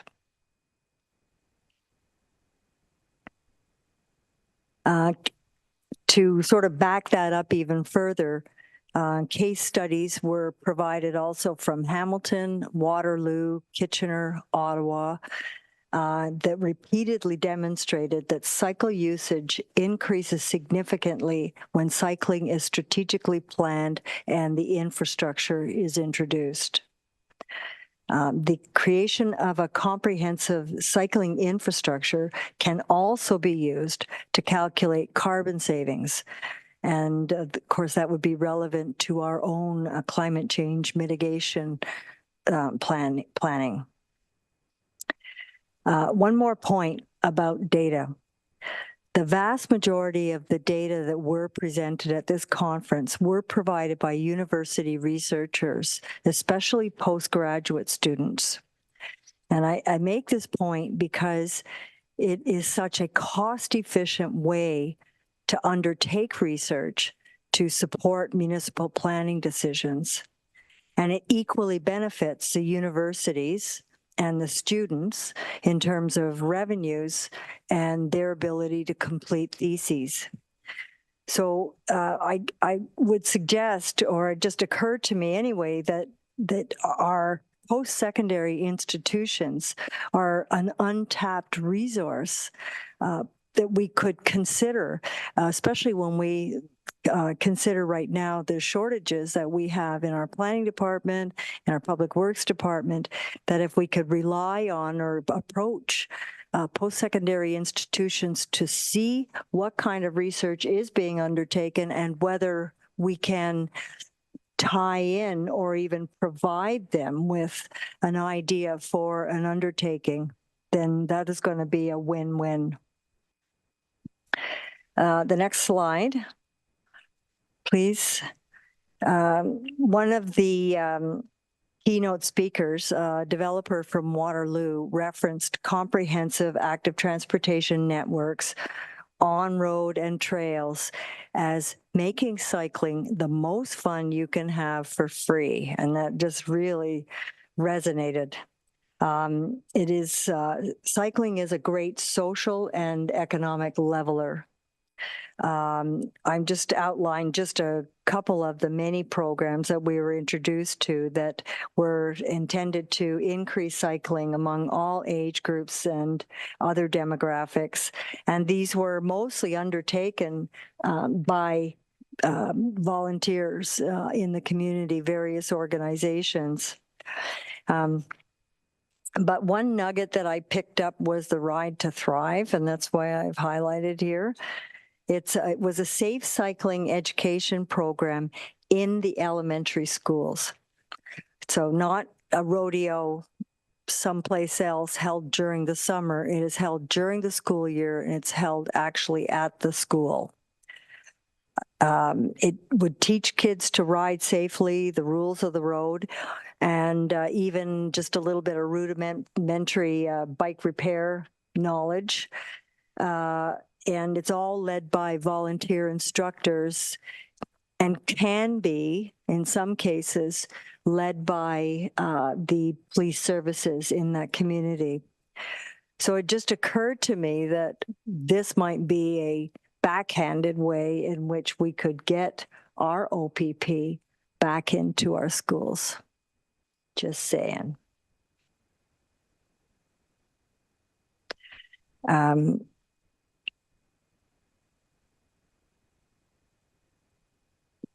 The other emerging trend that just generally would fall under the classification of community builder is the emerging trend of bike share.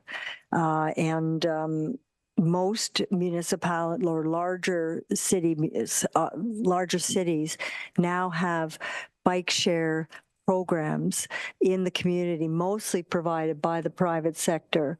So you will see regular bikes, e-bikes and e-scooters. And in Waterloo, not surprisingly, because it is a university town, the scooters were extremely popular. And it's a program that's working extremely well for the private operators that are providing the services. And for us, where so much of our traffic or so much of our economy is tourism, it sort of promotes the thought that e-bikes and scooters, some sort of a share program might be very successful for our community. Can I have the next slide, please?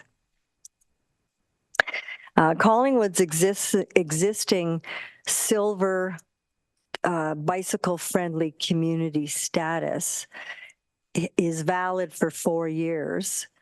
So it actually is coming up for renewal in 2025. I think we have the potential now to go for gold. Now that would be ultimately a decision of the Trails and Active Transportation or a recommendation from Trails and Active Transportation.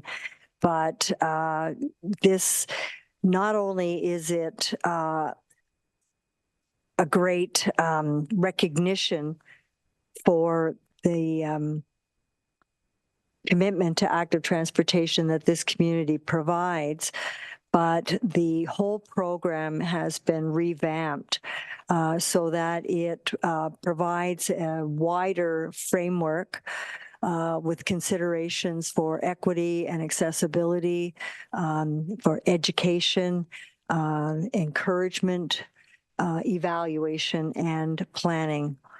The other thing that's interesting about this program now is that it's live data now, and it's so that it's a bigger commitment in terms of the amount of time that's involved in making the application, but it is done online, and you can immediately compare your community's results to other communities. And you can see, you know, this community, Waterloo and Kitchener, as an example, both have gold. What is it that they have done to get to improve their scores, to bring them to a gold designation? And they've also been able to internationally validate the standards, and they're tied in with Vélo Quebec and also the League of American Cyclists. And last slide. And that's thank you very much. Any comments or questions? Councillor Jeffrey? Thank you very much, Councillor Doherty, for all that information. I get confusing messages because you showed the two-way track on the one road for complete streets, but I got admonished for bringing that up on our 6th Street design. So I get a little confused as to what our actual goals are and if we're going to be consistent. So I just wanted to bring that up. And yeah, so, and I was very happy to see pedestrians noted in your one slide, because I know a lot of the things coming out of active transportation have been very cyclocentric. And I think we have to remember that we're accommodating our walkers on the trails as well. So anyway, yeah. Thank you for the report. Thank you. I will just respond to your comment about the two-way. A two-way track would be used on a less busy street. The busier the street, the busier the cycling traffic is also likely to be, and so that the two-way track would not work as efficiently as it did in that situation where it was a slightly lower volume street. Yeah, that makes a little bit of sense, but I was told that Europe is getting out of them altogether totally, and that I should abandon that thought totally. So we saw all kinds of photos from Europe where they're still using the two-way. But anyway, Councillor Baines. Thank you, Chair. Just to that point, it was Mr. Hauser who was commenting on that if you did that one photograph, particularly in 6th Street, which is on-street two-way cycle path, the challenge or the way to most efficiently implement that is to lower the speed limit to either 30 or perhaps 40K. That by doing that, it achieves the result cleaner and faster and less complicated than by, as the 6th Street model was showing, going on the front lawns, et cetera, and all that sort of stuff. I would love someone to comment on such a comment, quite frankly, and evaluate whether or not that is sort of a valid observation or not, because it perhaps frames the conversation going forward. Yeah, I think that's all I have to say. Thank you very much. Sounds like a fascinating conference, and would have loved to have attended. Thank you. You're welcome. There was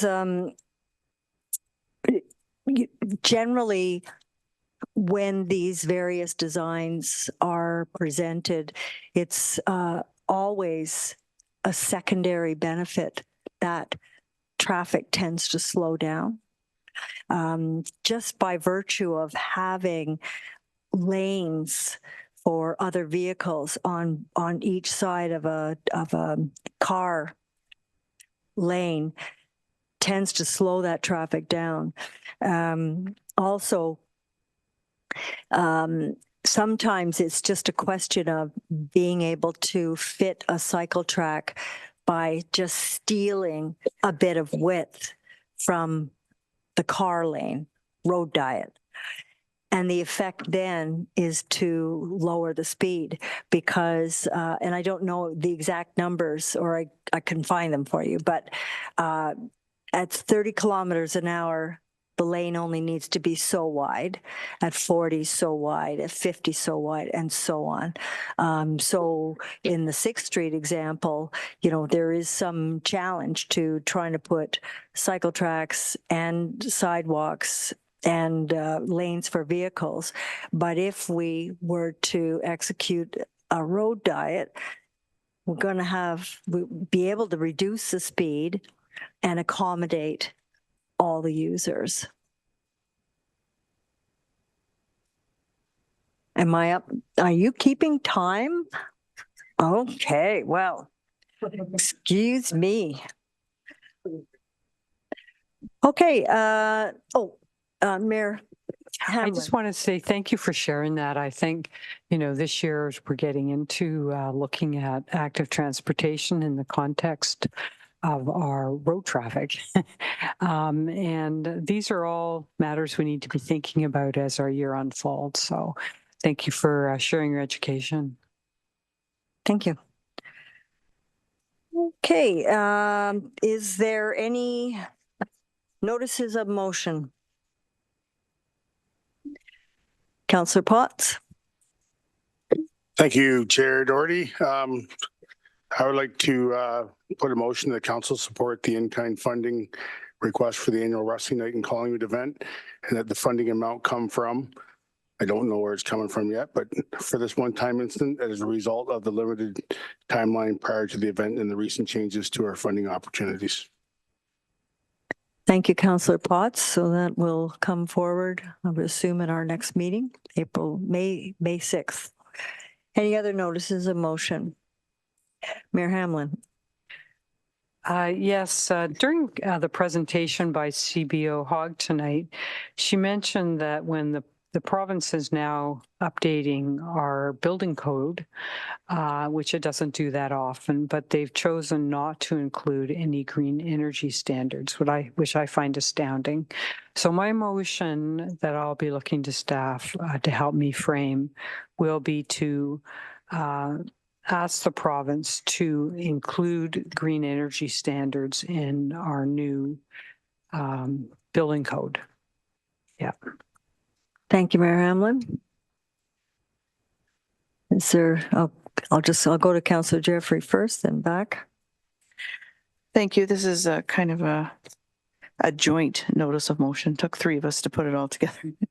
But anyway, it's that it's as a result of the traffic calming report and our observations in terms of just the lack of success in terms of so that council directs staff to revisit the traffic calming parameters, including lowering local roads to 40 kilometers with a view to improving the participation rate by neighborhoods in the traffic calming initiative and providing safer neighborhoods. Thank you. Councillor Potts.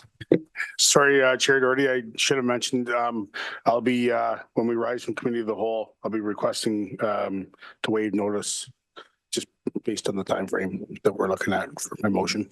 Thanks. Okay, thank you, Councillor Potts. Okay, thank you. Okay, seeing no other notices, I will offer to committee notice that I will be bringing my Highway 413 motion at our next meeting of council. And seeing nothing further, I'll look for a motion to rise from committee of the whole. Councillor Houston, Councillor Baines, all in favor? And I will turn it back to the mayor. Thank you, Councillor Doherty. Before we move to the confirmatory bylaw, as Councillor Potts has just said, he has a motion he wishes to bring to deal with.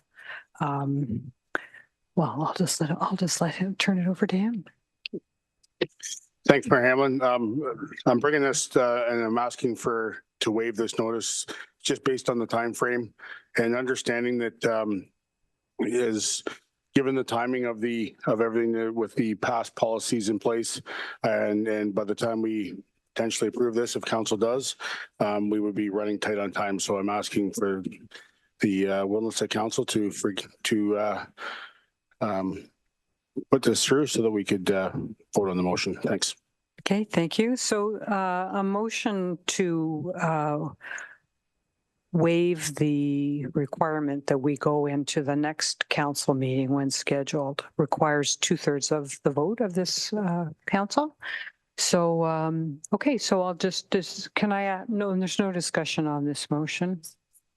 Oh, but we need a seconder, right? Thank you. Anyone want to second this motion? Okay, Councillor Doherty, thank you. And there's no discussion allowed in accordance with the rules. All those in favor? So in other words, we'd be voting on this motion tonight if we vote in favor of this. Okay. Oh, you. Can I just ask a question of information? Yeah. Before we vote to the treasurer? Through the mayor. Yes, okay. As I recall, we were at $114,000 for the 24 council discretionary budget. Is that correct? At least that was what the cap was. And what, if we pass this motion, will that do to that amount? If I may, through you, your worship. So there was 114,000 included in the budget for 2024. You're correct. Of that, 14,000 is allocated to physician recruitment, and 13,000 was already awarded to the Girl Guides as well. So the amount that's available is 87,000. That being said, I believe the request is for 3,000. So members of council could choose to just allow the budget overage and not impact the 87,000 for we have received several applications towards that 87,000 on top of this particular one. The other option would be, of course, to top up that budget from reserves if necessary at the end of the year. If I can just say, the motion we're voting on right now is whether to vote on Councillor Potts' motion tonight. Okay. Okay, so we're gonna, as opposed to May 6th, and as he explained, if we wait till May 6th, there's not much lead time to a June 1 event or whenever it is in June. So the only thing we're voting on right now is do we want to deal with his motion tonight? If 2/3 vote in favor, yes, then we'll get into these issues with treasurer, how we fund it and so on. If we don't get 2/3 vote, then this motion would go to our next meeting of council, which I guess is May 6th. Okay. All right. And we're not allowed to have debate on this motion. So I'm just going to call the vote. All those in favor of dealing with it tonight. Okay. And those opposed. Okay, so we have our 2/3. So we'll deal with this motion tonight. Would you, now in terms of framing the motion, do you have something you'd like to read in? Yeah, go ahead. Yep, through you, Mayor Hamlin. So the council support the in-kind funding request for the annual wrestling night and Collingwood event, and that the funding amount come from, and then for this one-time instant as a result of the limited time frame prior to the event and the recent changes to our funding opportunities. Okay, thank you. Do you want to speak first or last?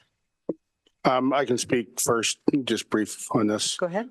Again, I just I look at this again. I think I made some comments before that the importance of this event, and also understanding the time frame and with the new policies in place and the confusion of kind of for anybody looking. So I'm hoping that, you know, moving forward, anybody interested in putting policies forward or putting applications forward will understand that it'll be a little bit more clear. But in this case here, I support the event, and I support the Special Olympics and what the event offers for the community. So that's all. Thanks.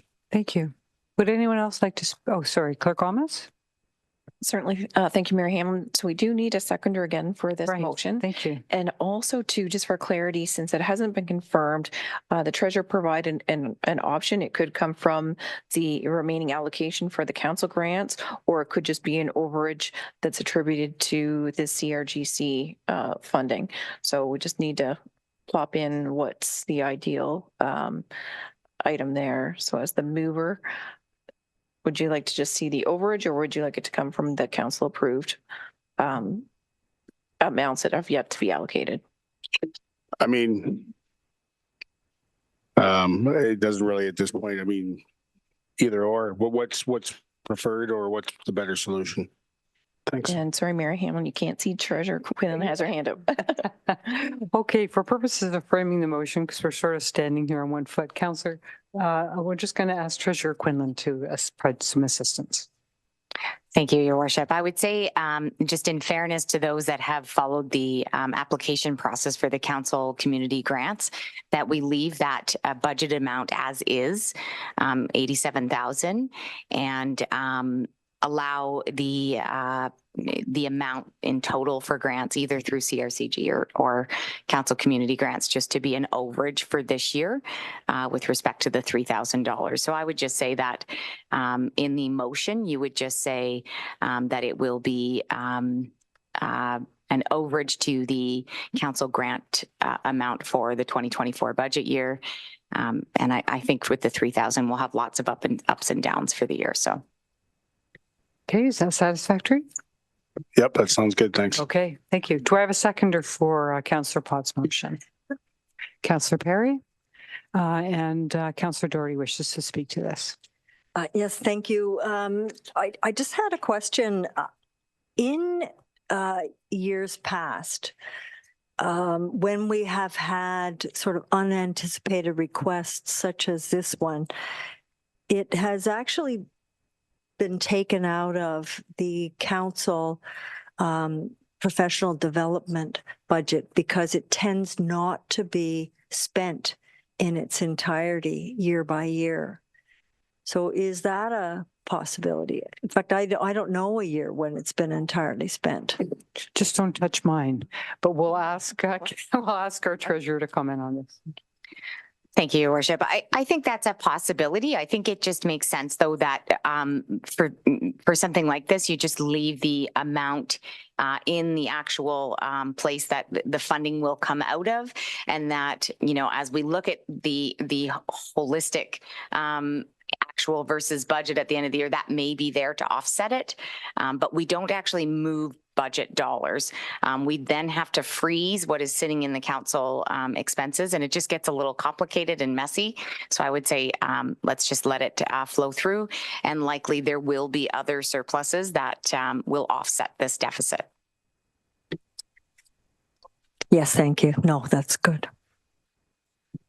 Thank you very much, Mayor Hamlin. I'd like to begin by thanking Clerk Almas for bringing it to the point of maybe funding it a different way, because I was going to have a hard time voting for it through the policy of the grant process, because I know we're saying is there's time that is short, but whose fault is it it's short? I don't know that. And I just make it, I mean, apparently the applications were in December and early January, and here we are in almost into May, and we're only talking about it now. So, but I do think it's a worthwhile cause, and I always wanted to try to find a way to support it, but I was going to support staff on not recommending the coming out of the grant funding that they put the application in for. But I can support it now if we can find the money somewhere else. Thank you. It's Councillor Houston, sorry. Thank you. Through you, Mayor, to the Treasurer. Just for some clarification, this might have already been pointed out, but the in-kind grants, the CRGC, based on the applications that are already in, is that completely allocated now, fully? Okay. If I may, Your Worship, Yes, I'll just, to be clear, yes. So this particular application was not approved because the full amount of the 35,000 was already awarded. So at the end of the day, they came up a little bit short, and I think it's 11.5. You said were approved for the in-kind portion only.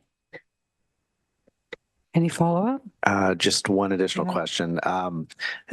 In the letter from Mr. Edwards, it states that part of the reason given was because there was some small items that were missed in the application. What was missed on the application? Yes, go ahead, Acting Director Cubitt. Thank you. Through you, Your Worship. In the correspondence back to the applicant, we indicated he lost points in the scoring based on the question that the first question speaks about eligibility and if you are a not-for-profit or volunteer-based organization, and that was indicated no.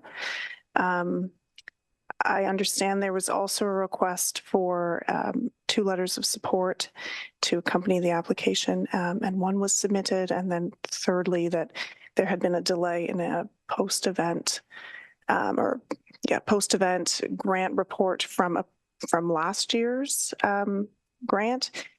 So that is a requirement of receiving a grant. It was received late, so there was some point deduction there as well.